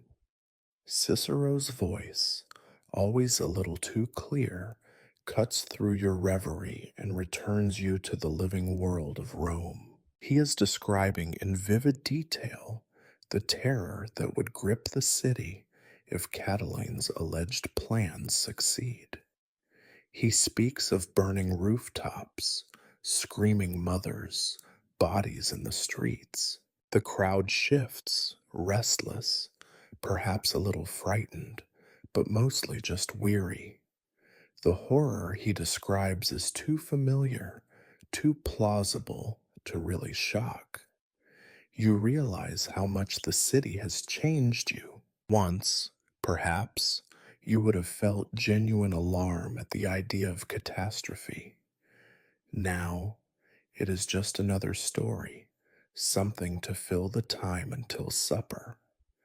There is something morbidly comforting in knowing that you are not alone in your apathy. The crowd, for all its size and noise, is united by the certainty that no disaster lasts forever, and no speech can make a disaster real until the first flames are seen. You glance at Catiline, wondering if he feels the same fatigue. His face is a mask of calm, no fear, no anger, just the deep, bottomless boredom of a man who has already imagined every possible outcome and found them all equally unsatisfying. You find yourself envying him just a little. There is freedom in being the villain, in knowing that you are already condemned and have nothing left to lose. A new sound drifts through the crowd, a woman's thin wail, a child's sharp laugh, a vendor hawking last night's bread. Life continues around the edges of the great drama, indifferent to the fate of Rome. You realize that even if the forum were to burn, the pigeons would return by morning, pecking through the ashes for crumbs. Even catastrophe is only a pause in the ordinary rhythm of the city. You begin to notice how small details press themselves into memory when the mind is bored or afraid. The way the sun glints on a senator's signet ring, the smell of sweat and wine mingling with the dust, the sound of sandals scuffing against stone. You think of the stories that will be told tonight, each one different, each one missing something important, each one proof that no two Romans ever witnessed the same event in the same way. Perhaps this is what it means to be Roman, to live in a city forever on the brink, to endure endless speeches and scandals, to find comfort in the knowledge that even the greatest disaster is just another story in the making. You suspect that years from now, someone will remember this day, not for Cicero's eloquence or Catiline's defiance, but for the way the shadows lengthened across the forum, or the taste of stale honey cakes bought from a bored child at the edge of the crowd. You let your gaze wander up to the sky, where clouds drift lazily, unconcerned by the troubles below. The sun will set soon, as it always does, and the city will return to its nightly rituals, dinners, arguments, dreams, and fears. Maybe there will be more speeches tomorrow, more accusations, more rumors of disaster. Maybe, in the end, nothing will happen at all. For now, you are simply here, one soul among thousands, standing in the heart of Rome as the light fades and the shadows grow long. You listen to the distant, endless voice of Cicero, and you wait, not for the fire, not for justice, but for the next moment of silence, when you might hear, just for a heartbeat, the truth hidden beneath the noise, that history, for all its grandeur, is nothing more than a city's long, uneasy sleep. Cicero's voice, undiminished by the passing hours, now turns to the subject of secret letters, missives passed from hand to hand in smoky taverns, folded into tunics, hidden beneath the floor tiles of conspirators' houses. He speaks of evidence, proof, the very thing the crowd is meant to crave. You feel a faint flicker of interest, but you have lived too long in Rome to believe that the appearance of evidence is the same as the presence of truth. Cicero holds up a letter, or perhaps only gestures as if he does. At this distance, it is impossible to tell. The crowd stirs, some rising on tiptoe to catch a glimpse, others craning their necks with feigned anticipation. The orator lets the suspense linger, a magician with a particularly threadbare trick. Then he launches into a detailed reading, the Latin crisp and biting, every phrase laced with scandal. The effect is not quite what he intends. You sense, beneath the outward murmurs, a ripple of cynicism moving through the assembly. In Rome, letters are as common as dust and often just as genuine. It is an old trick. Produce a piece of parchment, declare it proof of treason, and trust that no one will remember the details when tomorrow brings a new outrage. More than once, you have seen men destroyed by words they never wrote, condemned by accusations that change shape each time they are repeated. Near you, a merchant shakes his head and mutters, "A letter? There are letters for everything these days." A man cannot buy a loaf of bread without finding himself accused of conspiracy by sundown. His companion grins, and you see in their exchange the casual acceptance of a world where the line between fact and fiction is always blurred. Still, the crowd does its duty. There are gasps and exclamations, a flurry of whispers as neighbors translate Cicero's high rhetoric into the plain language of rumor. You hear fragments. He named names. There is a list. They say he offered gold to the guards, each new repetition more elaborate than the last. It is the oldest game in Rome. Take a scrap of information and feed it through the hungry mouth of gossip until it emerges unrecognizable, swollen with invention and malice. You find yourself drifting once more, attention snagged only by the occasional oddity. Cicero reads out names, some familiar, some foreign, each followed by a pause, as if inviting the crowd to imagine the worst. For a moment, you picture these supposed conspirators, men and women in dark cloaks, huddled in corners, plotting the city's undoing. But the image soon dissolves.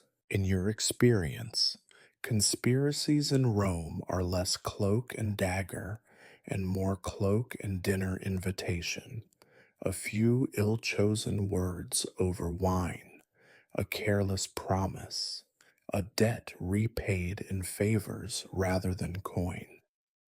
Catiline stands unmoved through it all. When his own name is uttered, there is not even a flicker of acknowledgement. You begin to suspect that the accused has long since made peace with the idea of being history's villain. There is a certain luxury, you realize, in no longer needing to defend yourself, a freedom in letting the rumors do their worst. Cicero, relentless, returns again and again to the theme of secret correspondence. He speaks as though every household in Rome is a nest of intrigue. Every door conceals a traitor. Every friendly greeting is coded with hidden meaning. You cannot help but smile. If only the city were as organized in its treachery as Cicero believes, perhaps the streets would be cleaner and the water run clear. A sharp faced woman beside you whispers to her companion, "How many of those letters do you suppose he wrote himself?" The other shrugs, "As many as he needed." Proof is always a question of timing. You wonder how long it takes for such a joke to become wisdom, passed down from one cynical generation to the next. Interesting fact: in the years since Rome began keeping records, there have been more false accusations based on forged letters than there have been years in the Republic's history. No one seems to mind. The power of a document is not in its truth, but in its ability to be read aloud on the forum, to be seen and heard and believed, if only for the length of a speech. You recall a story from your childhood about a baker who was accused of plotting against a consul because a shopping list fell into the wrong hands. The list was read aloud as evidence, its mentions of flour and oil interpreted as code for weapons and bribes. The baker was never seen again, but the story remains, told and retold as both warning and entertainment. Around you, the crowd shifts, some growing restless, others more engaged, all of them searching for a thread to hold on to in the tangle of accusations. Cicero's voice rises and falls, sometimes sharp with outrage, sometimes smooth with the confidence of a man who knows the audience will believe anything, at least for a little while. You wonder how many people in the forum actually believe what they are hearing. Perhaps belief is not the point. Perhaps all that matters is the performance, the spectacle, the slow drip of rumor and suspicion that keeps the city's heart beating. It is a kind of shared hallucination, sustained by boredom and fear in equal measure. The letter, or its absence, becomes a symbol of all that is uncertain in Rome. Proof and fiction Guilt and innocence are nothing more than shadows flickering across the stones. You realize, as you stand among the thousands, that it hardly matters whether Catalin is guilty or innocent. The city has already decided, and the speech, for all its length and fury, is only a formality, a ritual to mark the changing of the seasons, the end of one scandal and the beginning of the next. You shift your weight, aware once again of the ache in your legs, the dryness in your throat, the slow parade of clouds across the sky. Cicero, tireless as ever, prepares to move on to the next point, the next piece of evidence, the next rehearsal of outrage. And you, like the rest, wait, not for justice, not even for truth, but for the moment when the noise fades and life in the city can resume, unchanged and undisturbed, beneath the indifferent gaze of the marble gods. You have begun to notice a pattern in these speeches. There is always a point when the orator's voice becomes lower, slower, each word weighed with theatrical gravity. Cicero draws in a breath, lets his gaze travel across the restless crowd, and then utters the phrase every Roman has heard so often it has lost all meaning. This is the end of the Republic. He lets the words hang there, as if they alone could still the beating heart of the city, as if he could silence the mutter of street vendors and the barking of distant dogs with sheer oratorical force. For a moment, the crowd obliges him. Heads bow, a few hands clutch at the folds of togas, and a ripple of something like concern, though never quite fear, runs through the gathering.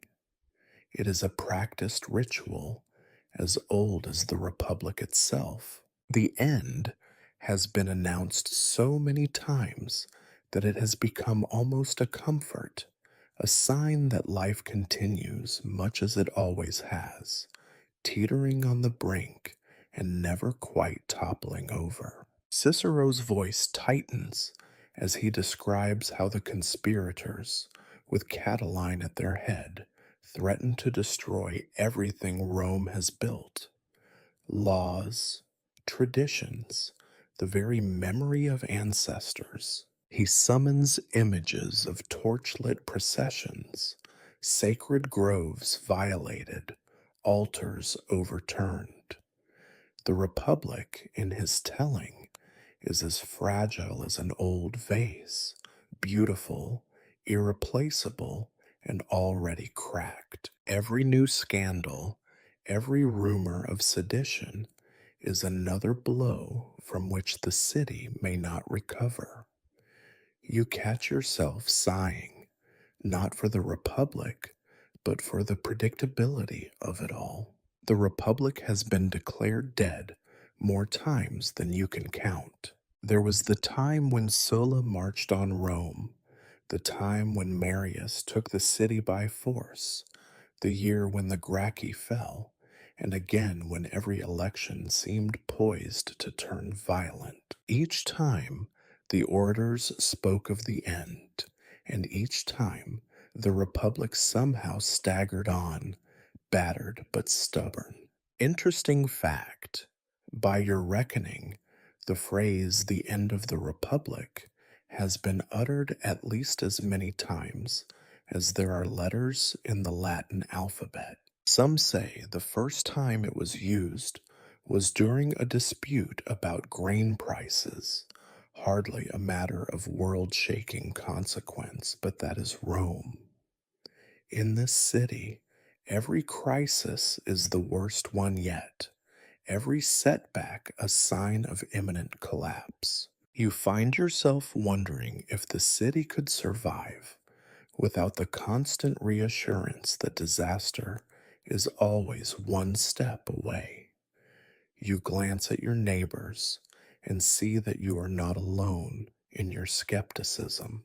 An old matron beside you sniffs loudly, then leans over to whisper to her companion, I remember when the Senate said the Republic was finished because the aqueduct broke. Now look at us, still drinking, still arguing. Her companion nods, clearly more interested in the quality of Cicero's sandals than the fate of the Republic. Cicero, perhaps sensing the crowd's fatigue, attempts a new tactic. He invokes the ancestors, names you recognize from half remembered lessons: Brutus, Publicola, Camillus, men who supposedly saved Rome by force of character and a willingness to die for principle. You cannot help but notice how their stories have grown grander with each retelling, how their flaws have been sanded smooth, their doubts erased. In truth, the Republic has always needed heroes, and when it runs out, it simply invents more. You remember a saying, whispered in the city's darker corners: Rome is strongest when it is about to die. There is some truth to it. The city's greatest moments have come not from calm or consensus, but from chaos and fear. When the Senate is divided, the mob's restless, and every man wonders if he will see another dawn. The Republic is a creature of crisis, kept alive not by stability, but by the constant threat of annihilation. Cicero returns to his central theme, voice quivering with outrage. If Catiline is not stopped, the city will fall. He promises ruin, enemies at the gates, the loss of liberty, a future ruled by tyrants. The crowd listens, but you can feel their attention slipping. The Republic, for all its supposed fragility, is as much a habit as a government. It survives not because it is strong, but because it is familiar, because no one can quite imagine what would come after, and so everyone plays their part in the endless drama of decline. A boy nearby tugs at his mother's sleeve and whispers, will the city really end? She hushes him with a tired smile, the same way mothers have hushed children for generations. You watch as the crowd resumes its murmur, the fear receding as quickly as it arrived. The phrase, the end of the Republic, joins all the other warnings, promises, and threats that fill the air. Words to be forgotten before nightfall, replaced by tomorrow's anxieties. Catiline, still silent, stares into the middle distance, unmoved by the charge that he is the author of the city's doom. You suspect that in his own way, he is as much a part of the Republic's endurance as Cicero. Rome needs its villains as much as its saviors, someone to blame when things go wrong, someone to exile when the mob needs reassurance that disaster has been averted. You realize, not for the first time, that the real danger is not the end of the Republic, but its endless survival.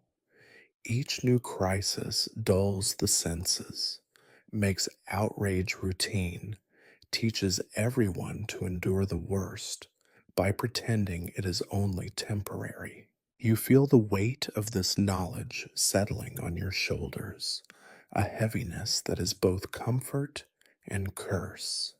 The sun dips lower, casting long shadows across the forum. Cicero's voice, still strong, carries his warnings into the growing gloom. You stand with the others, listening not for the end of the Republic, but for the moment when the speech will finally end, when the day's disaster will give way to the familiar rituals of evening. Perhaps tomorrow the Republic will fall. Perhaps it will endure for another century.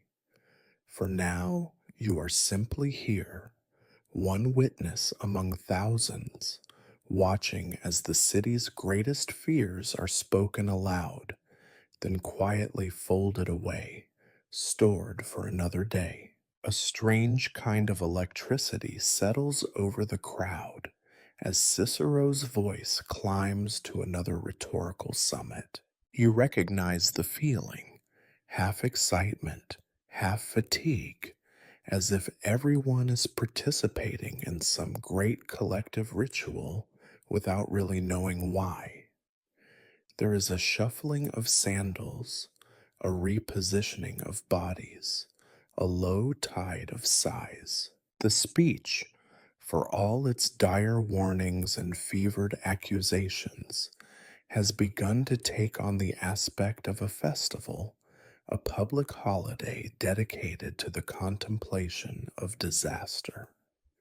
You sense, more than see, the crowd leaning into the performance. A few faces light up, eager to be seen as attentive, as if to claim a piece of the moment for themselves. Others affect expressions of concern or outrage, their glances darting between Cicero's raised arm and the faces of their neighbors, checking to see who might be watching them. This, too, is part of Roman life, not only to witness history, but to be seen as witnessing it. Someone near you clears his throat, the sound pointed and practiced, like a man preparing to make a memorable remark at a dinner party. This is a day we shall never forget, he declares, loud enough for those around him to hear. You recognize the type, one of those men who measure their worth by their proximity to important events. Several heads nod in agreement, though you doubt anyone will remember his words after sunset. For a moment, it almost feels as if you are part of something grand. The sun glances off the marble columns, the shadows lengthen, the crowd's breath becomes a single, restless thing. There is a collective sense that history is happening here, now, that in years to come, men will speak of this day with awe or regret, depending on how the story is retold. You wonder if this is what the great moments of Rome always feel like. Less like thunder, more like waiting for thunder. A quiet expectancy stretched so thin it might snap at any moment. You find yourself swept up in the atmosphere, even as you recognize its artificiality. You recall past spectacles, triumphal processions, funerals of famous men, scenes where the whole city seemed to pause and stare at itself in the mirror of history. Those, too, felt monumental at the time, and yet most have faded to little more than anecdotes and gossip, barely clinging to the edges of memory. Near you, a group of young women whisper behind their hands, eyes wide and shining with anticipation. Did you see his face when Cicero said traitor? One murmurs, and the others giggle, delighted by the scandal of it all. You suspect their interest is less in politics and more in the delicious thrill of being present for someone else's misfortune. Rome is a city of spectators, hungry for the spectacle of public drama, eager to trade in the latest detail for a moment's social advantage. Others are less engaged, An old man mutters about the price of oil, and a pair of servants count coins, making plans for the market after the speech. The difference between great history and everyday business is thinner than Cicero would like you to believe. You see in the crowd 1,000 small stories running parallel to the official narrative: petty arguments, secret flirtations, quiet hunger, and the eternal question of what will be for dinner. You realize, with an odd sort of pride, that you are just as much a part of this scene as the orator or the accused. You are one of thousands whose presence will be claimed by history, even if your role is simply to yawn and shift your weight from foot to foot. Rome is a city of witnesses, and the act of witnessing, however bored, however distracted, is itself a kind of participation in the unfolding drama. Cicero, sensing the mood, redoubles his efforts. His voice swells and falls, painting pictures of Rome besieged, citizens betrayed, a future balanced on the edge of a knife. You see a few tears glint in the eyes of the more impressionable listeners. Others simply look hungry. Somewhere behind you, a vendor does a brisk trade in roasted chestnuts, the smell curling through the air and mingling with the scent of sweat and anticipation. You cannot help but feel the gap between the grandeur of Cicero's words and the ordinariness of the crowd's concerns. For every citizen trembling with the excitement of the moment, there are a dozen more shifting uncomfortably, impatient for the speech to end, eager to escape into the anonymity of the city's back alleys. The stories of Rome are always bigger than the people who live them, and yet it is the small, private moments that persist: half remembered jokes, stolen glances, the way the sunlight catches dust in the air. The crowd's collective energy ebbs and flows, rising to a brief crescendo when Cicero slams his fist on the lectern, then settling into the familiar rhythm of waiting. You hear a ripple of murmurs as the orator names famous ancestors and long dead heroes. Someone shouts, "Long live the Republic," and the reply comes, hesitant but growing, "Long live." The sound is not so much a cheer as a reminder that even in moments of supposed unity, every voice in Rome is just a little out of sync with the rest. An interesting fact crosses your mind. On days like this, the city's scribes and chroniclers spread through the crowd, listening for memorable phrases to record for posterity. Most of what they write down will be invented, or at least polished beyond recognition, by the time the story is retold. You wonder what future generations will make of all this. The grand speeches, the murmuring crowd, the sense that something important is happening, even as nothing much happens at all. As the sun dips lower, the faces around you blur into a single restless mass. The performance continues. Cicero declaims. Catiline stands silent. The crowd shuffles and sighs, each person both participant and spectator in the day's slow-moving drama. You feel history pressing in, not as a weight or a storm, but as a soft, persistent fog, dull, inescapable, strangely reassuring. For all the talk of crisis and catastrophe, the most enduring feeling is simply boredom, a shared, almost sacred fatigue that binds everyone together. Perhaps that is the true secret of Roman endurance, the ability to turn even the gravest moment into a long, communal wait for supper.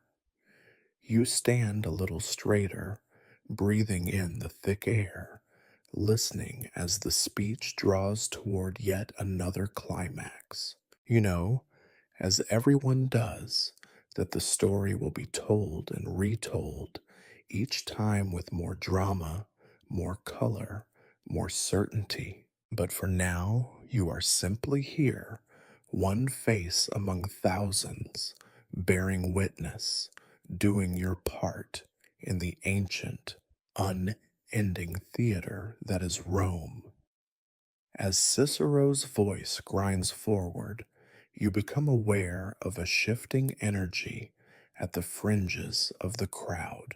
Here, where the words of the orator become mere background noise, another kind of business flourishes. The trade in rumor, speculation, and outright invention. The official speech may be slow, repetitive, and meticulously structured, but the news it generates mutates with every retelling, darting through the forum with a life of its own. At the edge of the assembly stand the gossips, the men and women whose faces you know only from the corners of markets and the shadows of porticos. They are the unofficial heralds of Rome, ready to seize upon any detail, no matter how trivial, and amplify it until it fills every alleyway and atrium. You watch as they cup their hands to their mouths, passing the latest scandal from ear to ear, careful always to add a flourish that marks their version as uniquely theirs. Interesting fact: there are days in Rome when the news of an event will reach the Aventine before the event itself has finished.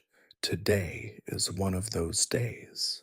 Before Cicero can even finish naming the latest co-conspirator, you sense a new rumor already moving, like a pulse through the crowd. Catiline is planning to flee, whispers one boy, his eyes wide with the thrill of it. He has an army hidden outside the city, counters an older woman, her voice trembling with both fear and delight. Each new iteration of the story grows bolder, less constrained by the details of the actual speech. You marvel at the efficiency of this shadow network. Official messengers may take hours to carry dispatches from the forum to the distant quarters, but the gossips are faster. Their currency is not truth, but novelty. Even as Cicero gestures dramatically toward the Senate House, a dozen fresh tales are already being spun in the shade of the basilica. By sunset, half the city will have heard that Catiline was seen in full armor, or that a secret tunnel was discovered beneath the Capitol. Closer to the platform, a group of scribes and young scholars attempt to keep pace, scratching feverishly onto their wax tablets, but they are no match for the rumor mongers. Every detail they write is already obsolete, replaced by something more scandalous, more urgent, more likely to be remembered. You realize, with a familiar sense of resignation, that the official account will matter far less than the stories that take root in kitchens, taverns, and bathhouses tonight. A woman with a piercing voice becomes a temporary celebrity, announcing that she has spoken with a senator's slave who overheard everything. The crowd around her swells and contracts, hungry for the next installment. They say Catiline has poisoned the city wells, she declares, and a ripple of alarm moves outward, colliding almost immediately with the next, even wilder assertion. He has allies in every household. No one is safe. By the time the rumors reach the back of the crowd, Catalin is credited with crimes so elaborate you half expect to hear he has kidnapped the gods themselves. You recall an afternoon years ago when the city was swept with panic over a supposed outbreak of plague. It began with a single sneeze in the forum and ended with half the population convinced they would be dead by dawn. The actual cause, a bit of spoiled cheese, was quickly forgotten, but the memory of the hysteria lingers. Rome, you have learned, thrives on such moments, needing them as surely as it needs bread or wine. As the gossips ply their trade, the crowd's attention splinters. Some still listen to Cicero, desperate for confirmation of their favorite rumor. Others have abandoned all pretense, drawn instead to the louder, more colorful stories swirling around them. A street performer seizes the opportunity, mimicking Cicero's gestures to the amusement of a small audience. Laughter bubbles up in the spaces between accusations, a reminder that even in the shadow of disaster, Romans are never far from making a joke of it all. You notice that, every so often, Cicero's gaze flicks toward the outer edges of the crowd, as if he knows his message is being spun into something wilder, stranger, less under his control. Perhaps he counts on it, understanding that the spectacle is more powerful than the speech itself. Perhaps he resents it, knowing that all his careful rhetoric will soon be reduced to a handful of punchlines and street corner slogans. The presence of the gossips adds a peculiar tension to the day. Every shout, every sudden movement sends a ripple through the assembly. For a moment, it almost seems as though the forum itself is alive, restless, and hungry for sensation. You watch as a group of children scurries through the legs of the crowd, giggling, carrying their own version of the day's news.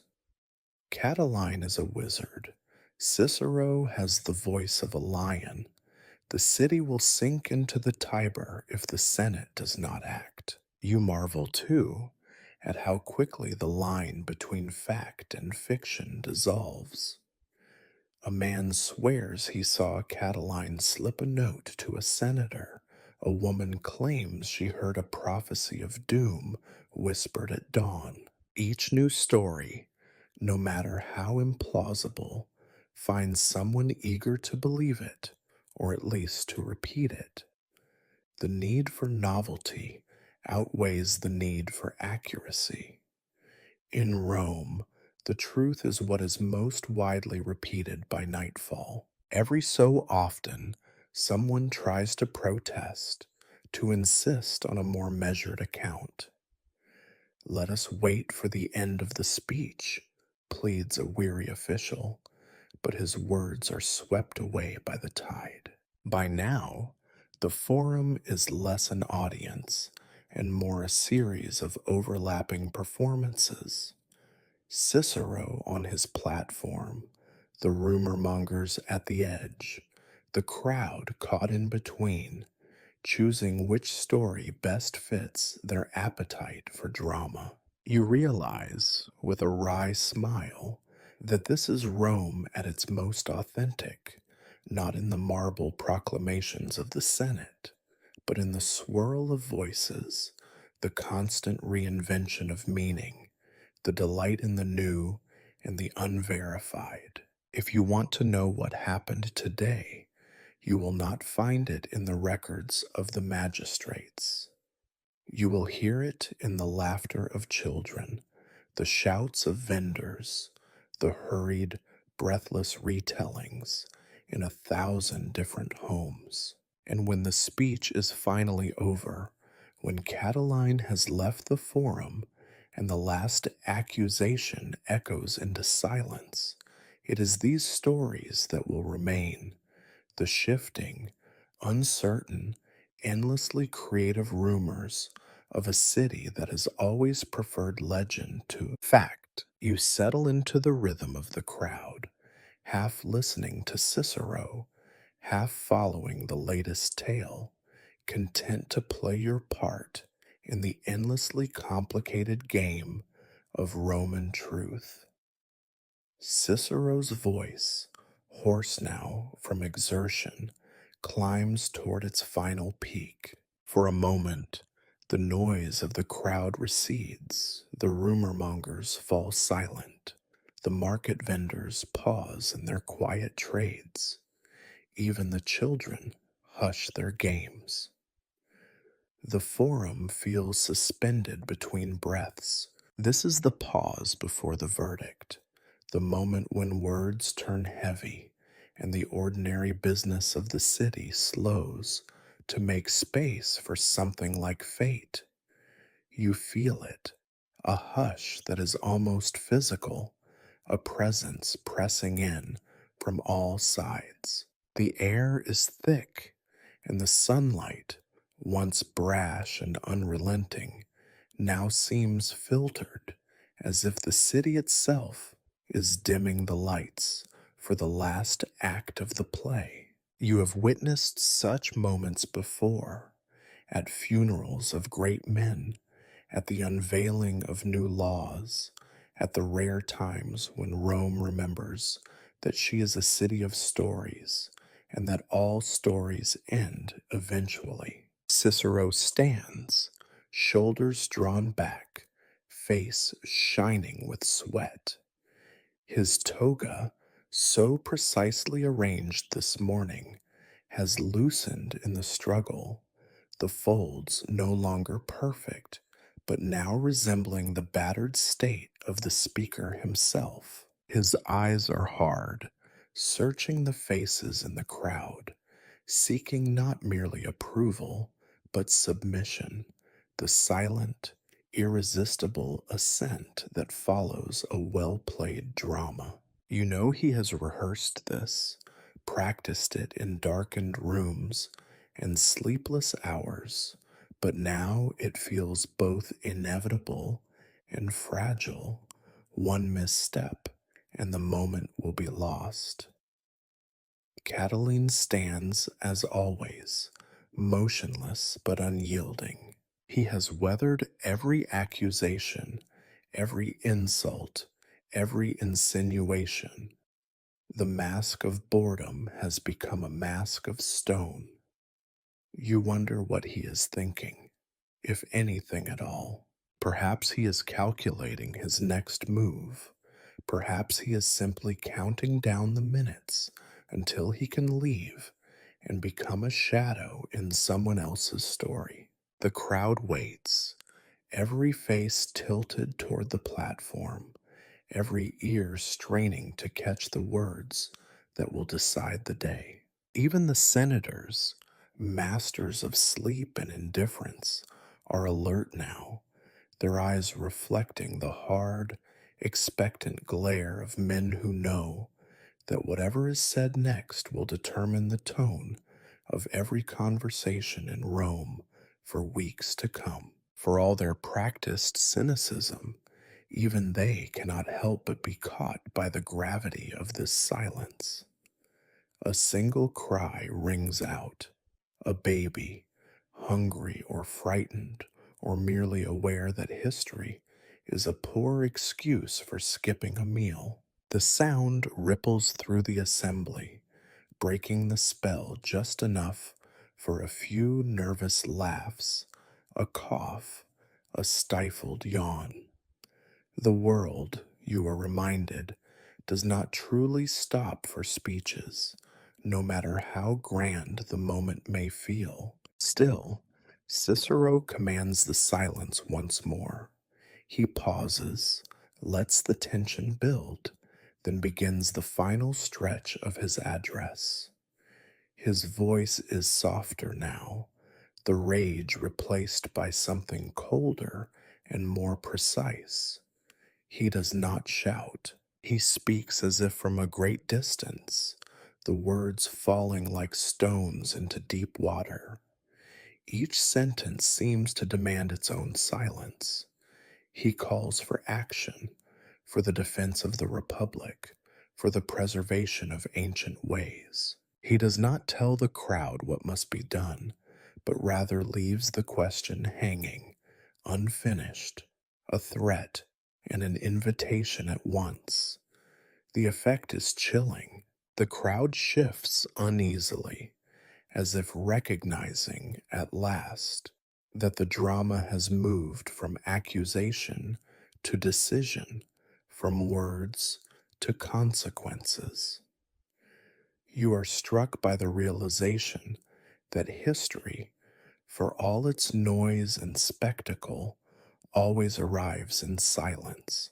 The decisive moments are not marked by thunder or applause, but by the quiet in which people realize that something has changed, even if only in the way they will talk about it tomorrow. The forum, so often filled with riot and laughter, now feels holy, dangerous, alive.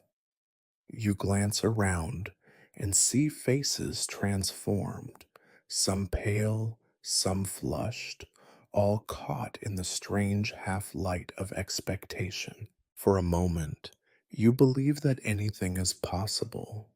The city could rise up in outrage, the Senate could splinter, Catiline could confess or escape, or laugh in everyone's faces. You understand, suddenly, why people come to the forum, why they endure the speeches and the heat and the boredom. It is for this, the chance to stand at the pivot point, to be able to say later, I was there when it happened.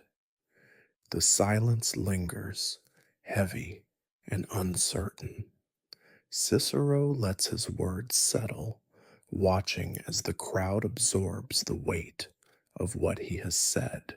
The moment stretches out, neither ending nor beginning, a pause long enough for everyone to wonder what will come next. Will there be applause or outrage or something worse? Or will the crowd, like the city itself, simply revert to habit, shuffling off in search of shade and supper, letting the memory of the day fade into the background hum of ordinary life?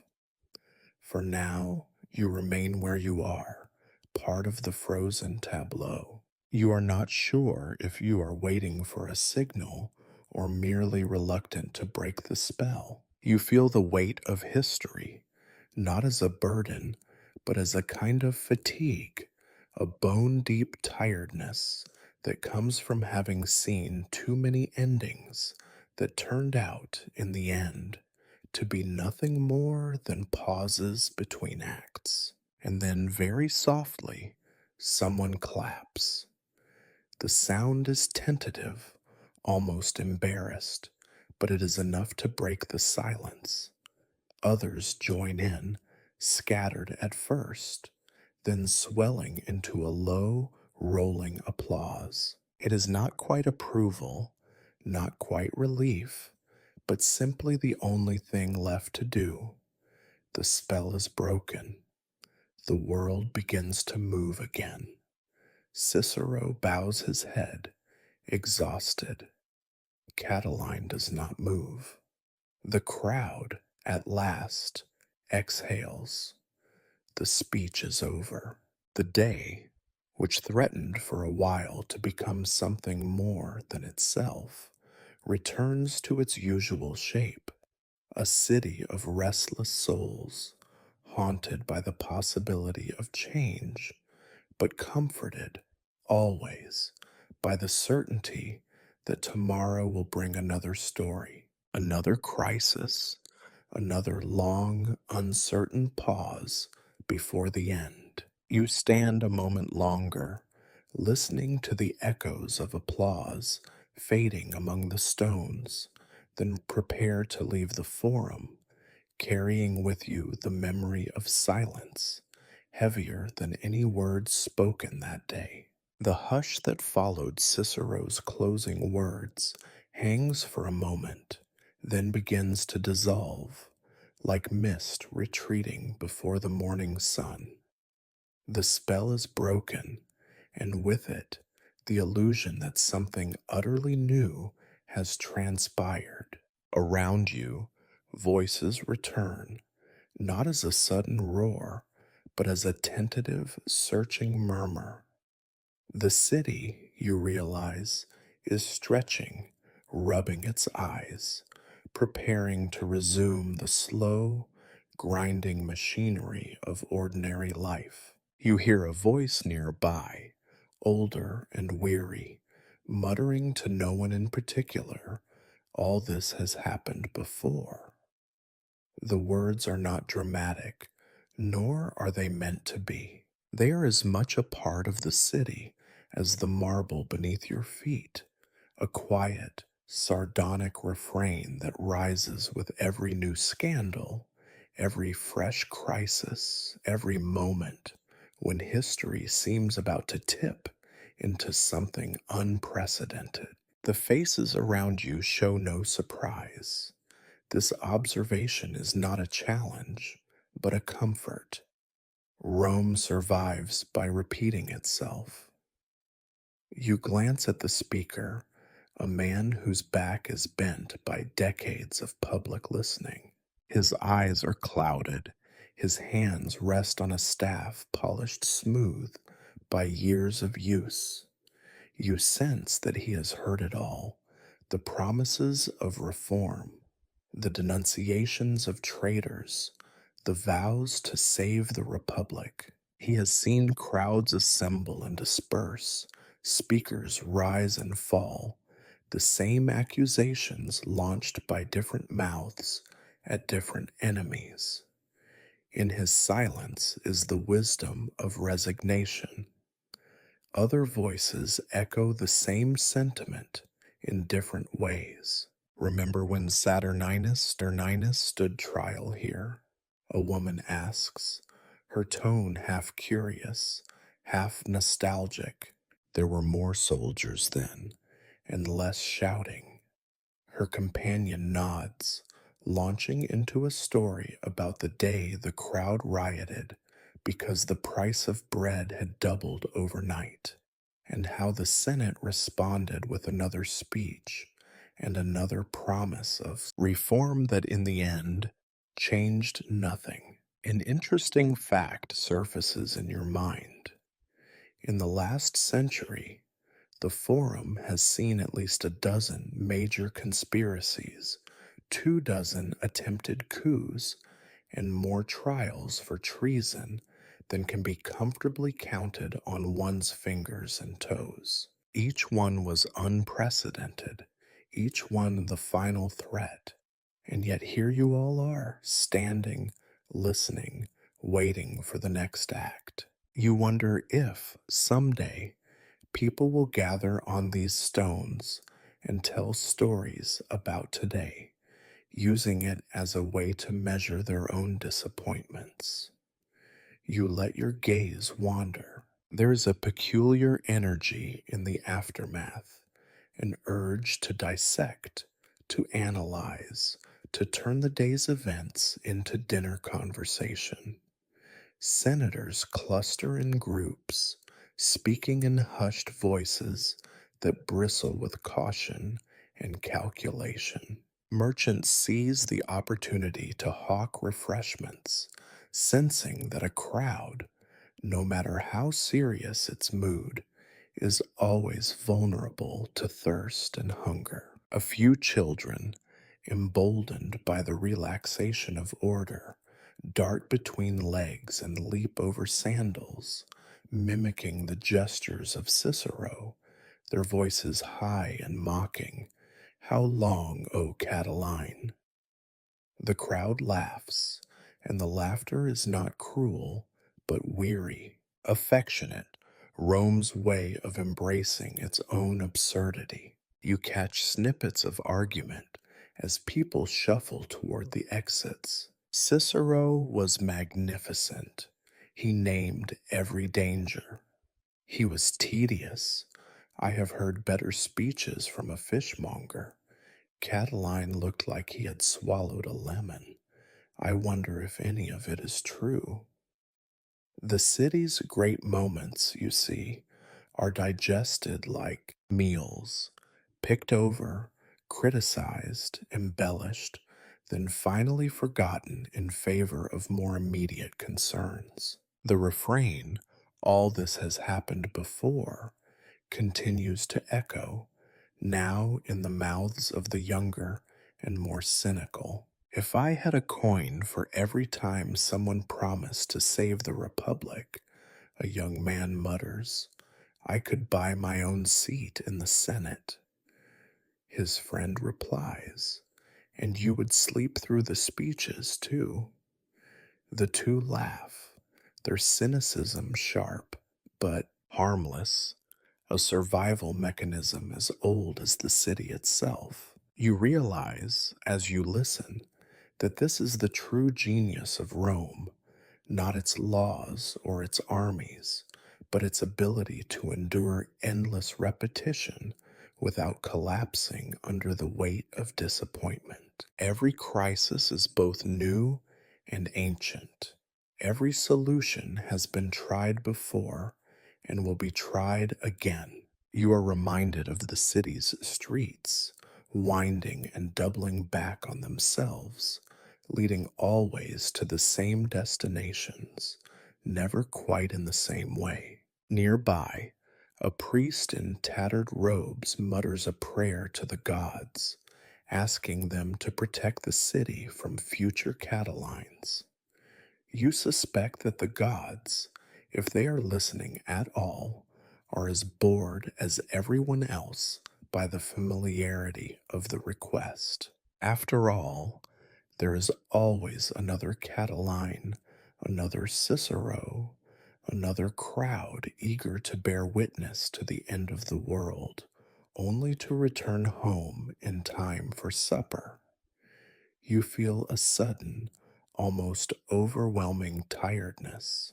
The anticipation, the tension, the hope that something decisive might finally happen, all of it has faded, replaced by the low thrum of everyday exhaustion. Around you, people begin to disperse, the crowd unraveling like a poorly tied sandal strap. The forum, so recently filled with voices and fury, begins to empty, the stones reclaiming their silence.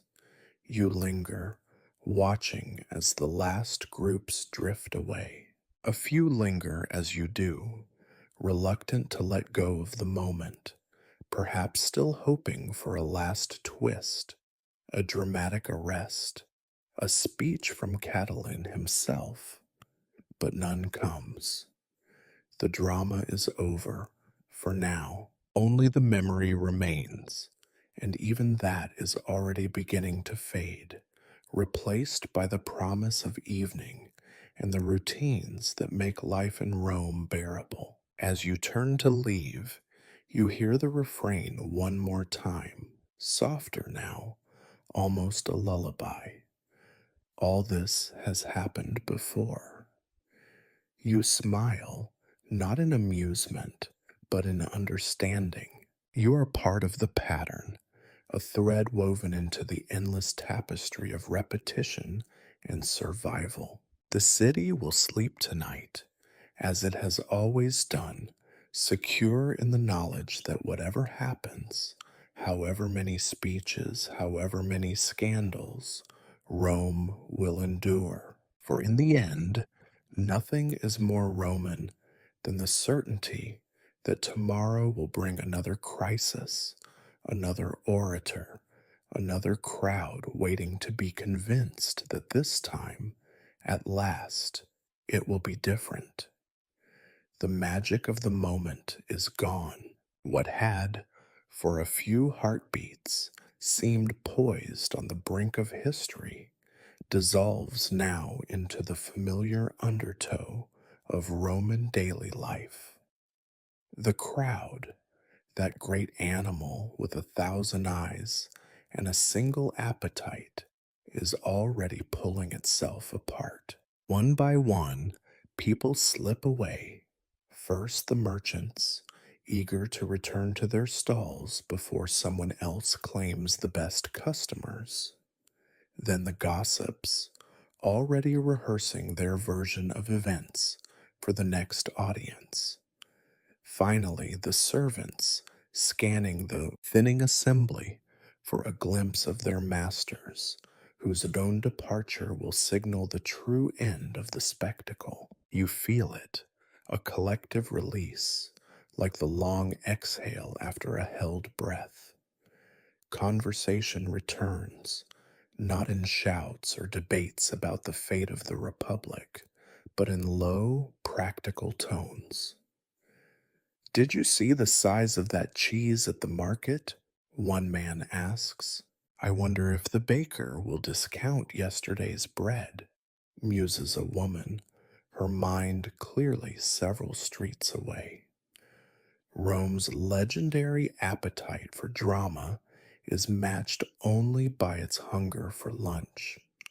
Some try to cling to the seriousness of the day. "Mark my words," insists an earnest young man. "This was a turning point. The city will not be the same." His friends roll their eyes. "You said the same when the sewers flooded," one reminds him, "and all that changed was the price of sandals." The group laughs, and the so-called turning point melts away like dew in the sun.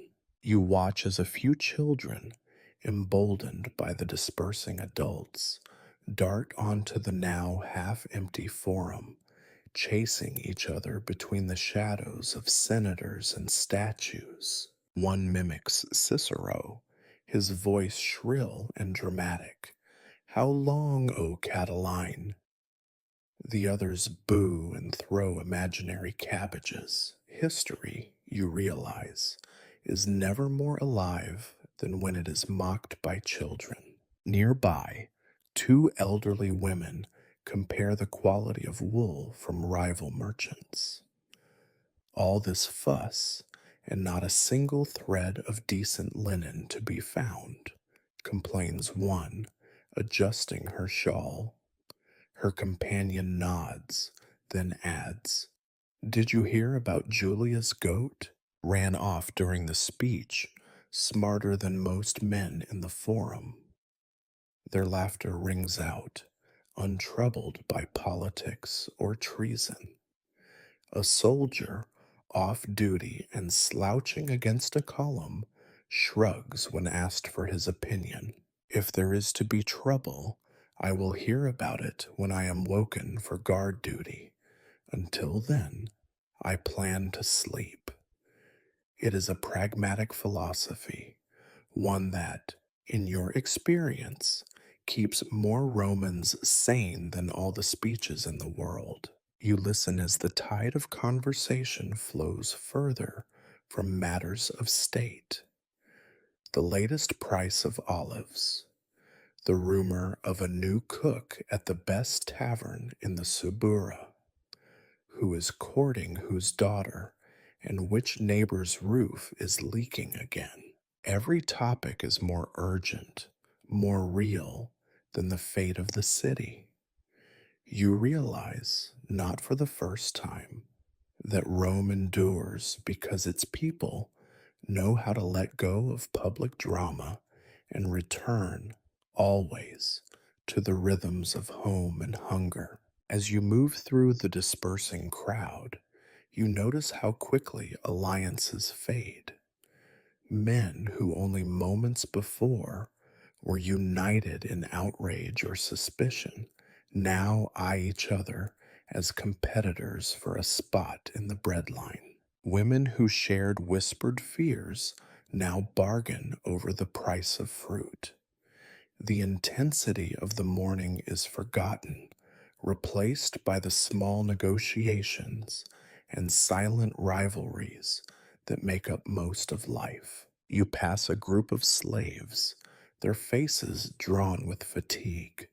One mutters, "If Catiline is going to overthrow the city, I hope he does it after I finish carrying this water." The others snicker, and the heavy bucket is handed along. The machinery of daily labor is unstoppable. Revolution must wait its turn behind laundry and errands. At the very edge of the forum, you pause to look back. The platform where Cicero stood is already deserted, a single pigeon pecking at crumbs left behind by the crowd. Catiline is gone, vanished into the city's labyrinth, no doubt shadowed by whispers and by more tangible followers. The senators cluster like sheep under a darkening sky, their fine words dissolving into the clamor of street sellers hawking their wares. The heat of the day lingers. A distant bell tolls, calling the faithful to an afternoon sacrifice, but even the priests look as if they would rather eat than pray. You marvel at how easily the city shrugs off crisis, how, in a matter of moments, the great political drama becomes just another story, to be retold over supper and reshaped by every tongue that passes it on. Your own stomach rumbles, a reminder that for all the talk of catastrophe and destiny, life is mostly a matter of bread and beans. You join the slow migration away from the forum, feeling the tired gratitude of one who has endured a long sermon and is now free to think of other things. You hear someone ask, "Do you think there will be another speech tomorrow?" His companion answers, "There is always another speech." They laugh, not bitterly, but with the resigned good humor that is Rome's truest shield against fate. By the time you reach the market, the story of the day has already begun to shrink in memory. You recall a few phrases, a few gestures, the sight of Catiline's unmoved face, Cicero's sweat dampened brow. But already these are being covered over by new sights and smells. The sharp tang of cheese, the bustle of customers, the clang of a smith's hammer. Evening comes quickly in Rome. As the sky deepens from blue to gold, the city's worries melt into the routines of supper and rest. You feel yourself relax, the tension draining from your shoulders as you slip back into the ordinary, the comfortable, the familiar. For a moment, you wonder if history will judge this day as significant. But the question fades with the light. What matters, finally, is that Rome still stands, hungry and impatient, ready for the next crisis, and more urgently, ready for dinner. The forum empties by slow degrees, the drama leaking away into the ruts and cracks of the city. Senators drift off in pairs, whispering the day's conclusions in tones meant only for the nearest ally or rival. Merchants gather up their wares. Children are scolded back into the care of tired mothers, and the slaves of Rome, forgotten by all but their own aching feet, sweep the scattered debris of the spectacle into neat piles for the night's sweepers. You linger near the shadow of a broken column, not quite ready to let go of the day, your eyes searching for Catiline among the departing throng. but he is gone. No one saw him leave, or if they did, no one marks the moment. One instant he was there, a shape at the edge of every accusation, a presence that drew Cicero's rhetoric like iron draws lightning, and the next, he is simply not. The place where he stood is as empty and ordinary as every other patch of sun warmed marble. For a heartbeat, you feel a pang of curiosity, even loss. What does it mean for a man to become a legend only to vanish back into the crowd? You have seen generals fall, consuls disgrace themselves, demagogues win the applause of the masses, and then disappear into exile, their names remembered only as curses or warnings. But Catiline is different. He departs not as a defeated enemy, nor as a hero wronged, but as something more slippery, a rumor turned flesh, now dissolving begin to rumor once more. You picture him moving through the labyrinthine streets, toga loosened, eyes wary, a hunted man who refuses to look hunted. He will not go home, of course. Not yet. Home is the first place they will look. Perhaps he will find sanctuary in some dim tavern, or slip through the gates in the night, vanishing toward one of the estates rumored to harbor discontent. Or perhaps he will simply become invisible, a ghost in the city that invented ghosts, haunting only those who need to believe in monsters. You overhear a senator's servant mutter, "He will be caught before the moon rises."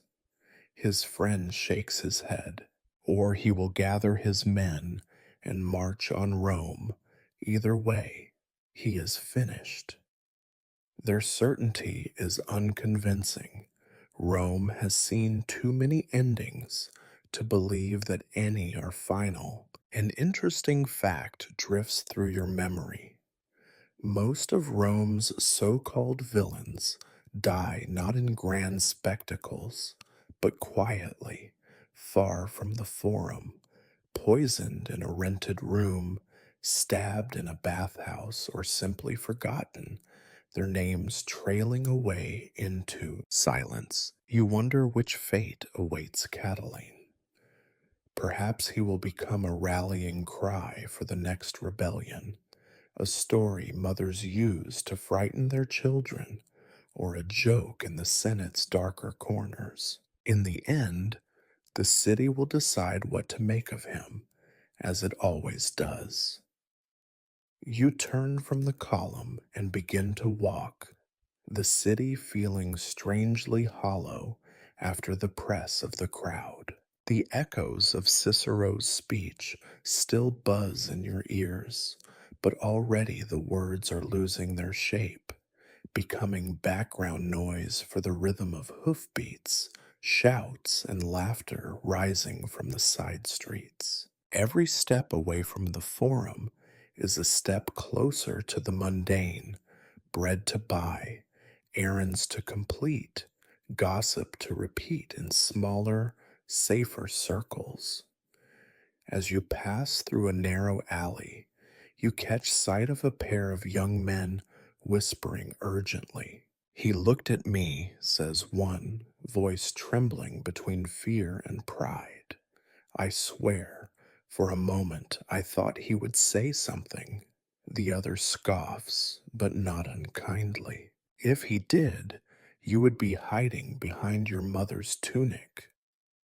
They share a laugh, the moment already fading into the unreliable magic of memory.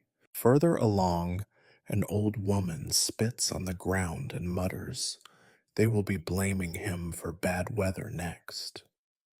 Her companion replies, "At least it gives us something to talk about." You realize that, for all the grandeur of oratory and the weight of accusation, The real aftermath is measured in such exchanges, snatches of conversation, private jokes, a city humming with the low music of ordinary life. You reach a small shrine, candles flickering in the dusk, and pause to offer a silent prayer, not for Catiline nor for Cicero, but for the city itself. Rome is never more vulnerable than in these moments between crisis and routine, when uncertainty swirls just beneath the surface. Yet you find, to your own surprise, that you are less afraid than you might have been. The city has survived worse than this, and it will survive Catiline, whether as a cautionary tale or as an afterthought. You recall an old saying: a man leaves the forum as himself, but returns as a story. You wonder what story Catiline will become. The thought lingers as you make your way through the growing twilight, the faces of strangers blurring into one another, each bearing the mark of having watched history stumble past and move on without them. Night approaches, the air cooling, the voices growing softer as the city prepares for its usual negotiations with sleep and dreams. Somewhere, Catiline is walking, thinking, plotting, or perhaps simply disappearing, one step at a time, into the city that has always swallowed its villains as easily as its heroes. You feel the last weight of the day slip from your shoulders, replaced by the ordinary anxieties of evening. You are hungry, tired, impatient for home, but also, in a way, satisfied. You have seen the villain depart. You have witnessed the end of one story and the beginning of another, even if you do not yet know its name. As you cross the final threshold out of the forum, you glance back. The marble glows faintly in the dusk, empty now, but for a few lingering birds and the shadows that gather in every corner. You walk on, footsteps echoing in the silence, ready to trade the memory of Catiline for the small certainties of the night. You linger on the edge of the emptying forum, reluctant to step fully back into the slow, private orbit of ordinary life. Evening's first chill finds its way between the columns, making you aware of your own fatigue and of the long day's ache in your legs. Above you, the sky darkens from old parchment to bruised indigo, the first stars flickering uncertainly through the Roman haze. The marble underfoot radiates the day's stored heat, a reminder of how even stone is shaped by what passes over it. There is a particular quiet in the forum now, a hush unlike any other time. You are alone, or nearly so, with only a few stragglers for company. A beggar gathering what small coins were dropped in haste, a vendor counting the day's losses beneath the portico, a scribe bent over a wax tablet, recording the last fading fragments of gossip for a master who will have already forgotten most of what he hears. You are all remnants, the human aftertaste of a day that threatened to become legend and instead resolved itself into memory. You wander, slowly, among the ruins and monuments. Here is the battered pedestal of a statue toppled in a riot decades ago, its inscription half erased by weather and by the deliberate hands of those who wanted to forget. There, a line of paving stones so worn by generations of feet that each depression could hold a day's worth of rainwater or tears. You touch the stones, feeling for the stories pressed into them, 1,000 forgotten moments, 1,000 forgotten witnesses, all blurred together in the city's great forgetting. In the center of the square, where Cicero's voice once rang out, there is only the faint echo of your own footsteps. The air is full of ghosts, old senators, executed traitors, victorious generals, children who watched and then grew old and disappeared, never certain whether they had seen the real heart of Rome or only another layer of performance. The stones do not answer, but you sense that they are listening, as they have always listened. Indifferent but not unmarked, you reflect, with an odd sort of pride, that you too are now part of this accumulation. Your presence, your patience, your own boredom and hunger and fleeting curiosity have left some trace, even if it is only the dust on your sandals or the warmth of your breath in the evening air. You have stood witness to another chapter, small, perhaps, in the great reckoning of centuries, but real all the same. You pause beside the battered Senate steps, watching as a pair of street sweepers begin their slow, deliberate work. Their brooms scrape softly across the marble, erasing the detritus of oratory and scandal, restoring the square to its usual impassive blankness. In this, you see a metaphor for the city itself. Rome, forever sweeping away yesterday's drama, forever preparing for tomorrow's. A memory surfaces unbidden, a story told to you by your grandmother of how she once saw the forum flooded by a sudden storm. The water ran ankle deep, carrying with it bits of straw, scraps of parchment, and once, she claimed, a ring lost by a senator who had been listening so intently to a speech that he never noticed it slip from his finger. The forum, she said, always returns what is lost, but never in the same shape. You smile at the recollection, comforted by the thought that nothing, not even disaster, is final here. The city around you stirs, even as the square settles into shadow. Lights wink into existence along distant streets. The smell of cooking fires drifts on the air, and the great wheels of the city's nighttime machinery begin to turn. Laughter rises from a nearby tavern, thin and brittle at first, then swelling into something more confident. Life goes on. Of course it does. You think again of Catiline. Has he truly vanished, or is he merely transformed? His story already growing larger and more fantastical in the retelling. You realize, perhaps for the first time, that what matters is not what he did or did not do, but how he will be remembered, reshaped by every tongue that tells his tale. Tomorrow, or next year, or a century from now, someone will stand where you stand and ask whether it really happened this way or at all.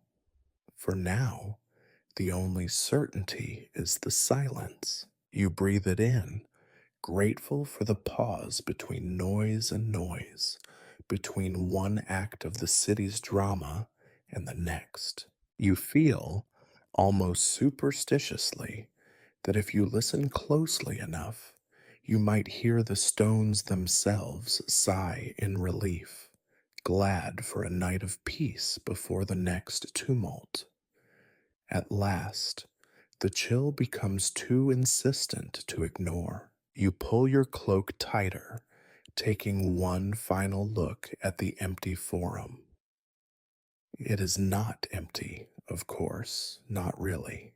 It is crowded with everything you cannot see: hopes, regrets, warnings, dreams, and the slow accumulation of ordinary days layered over the extraordinary. As you leave, you walk a little slower, reluctant to return to the world of smaller rooms and quieter ambitions. You know you will remember this evening, not the speeches or the scandals, but the feeling of standing in the heart of Rome after the crowds have gone, part of the city's endless process of forgetting and remembering, of waiting and enduring. You turn down a familiar street, the sounds of the night rising behind you.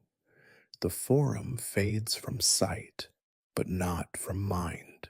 You carry its weight with you, knowing you will be back someday, drawn by the promise of another story, another crisis, another long afternoon in the company of stones.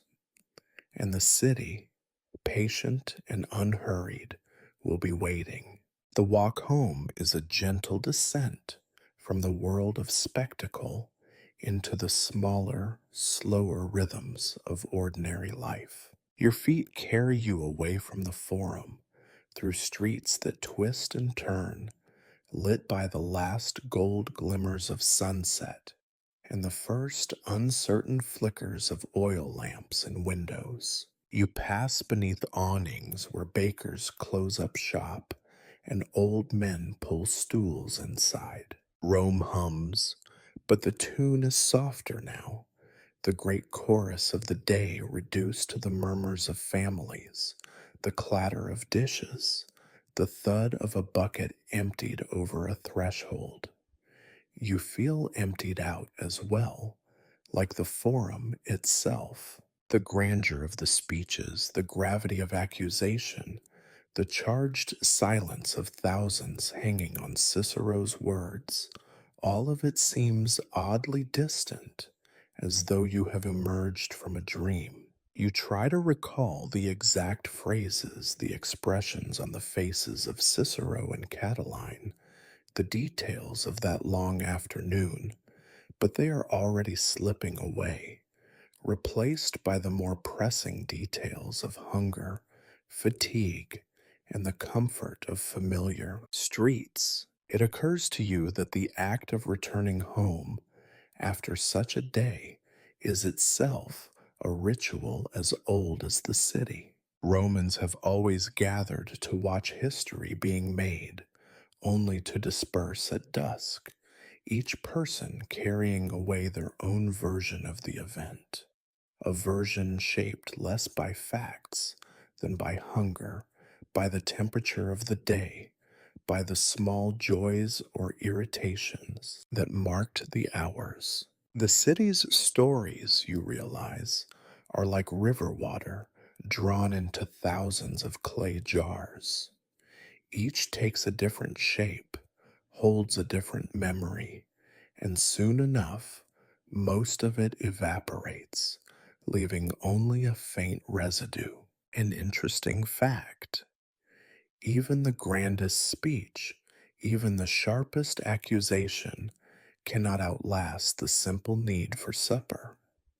By now, in kitchens across Rome, the day's drama is being boiled down to its essence. Did you see how pale Catiline looked? I heard Cicero was trembling at the end. The forum was so crowded, my sandal was nearly stolen.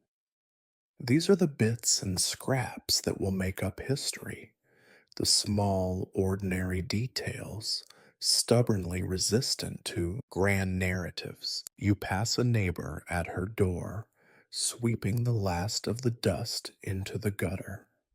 She greets you with a nod, eyes weary, hair unbound for the evening. Did they decide anything important today?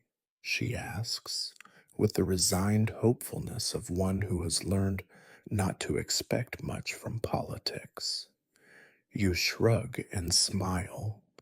There was a great speech, and then the day ended. Rome is still standing, she laughs, and you both know it is enough. As you cross the threshold of your own home, the day's noise falls away at last. You slip off your sandals, wash the dust from your hands, and sink onto a stool. The world is reduced to the circle of light from a single lamp, the smell of cooling bread, the creak of timbers in the roof. You are grateful for the ordinariness, the quiet, the privacy, the sense that whatever storms rage in the city's heart, here you are safe, at least for tonight.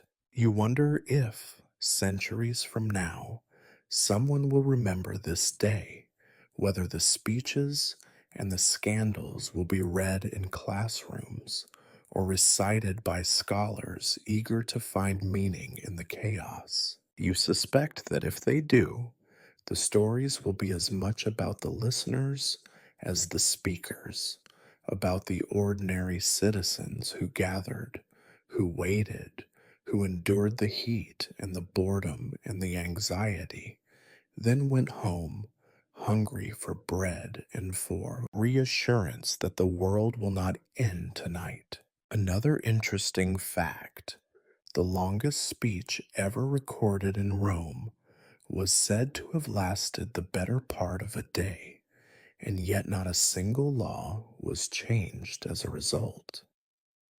The crowd dispersed, the city continued, the speaker himself was soon forgotten. In this, there is a lesson so obvious it barely needs saying. History is what happens in between speeches, in the silent spaces where people simply live and hope and persist. You step outside for a moment, drawn by the hush that settles over the city when the last light leaves the sky. Above, the stars emerge, faint at first, then more boldly, indifferent to the day's turmoil. You tilt your head back, breathing in the cool air, and feel a small, strange comfort in knowing that Rome, ancient, crowded, endlessly flawed, continues on, no matter how many times it is declared doomed or saved. From here, the Forum is only a memory, the marble stones invisible, the drama reduced to a faint echo. Tomorrow, the city will wake to new worries and new rumors. Perhaps Cicero will speak again. Perhaps Catiline's name will fade into legend, or become a warning, or a joke. Perhaps nothing will change at all. You are, in the end, just one of many. One of those who stood, who listened, who waited, and then walked home beneath the weight of history. And that, you decide, is enough. As you turn inside, closing the door against the night, you think of one last fact, the only one that ever truly matters. No speech, however grand, can put time to sleep. The city endures, and so do you, a witness among thousands, tucked beneath the silent sky. Rome sleeps, and so do you, history's audience, lulled at last by the quiet certainty that tomorrow will come.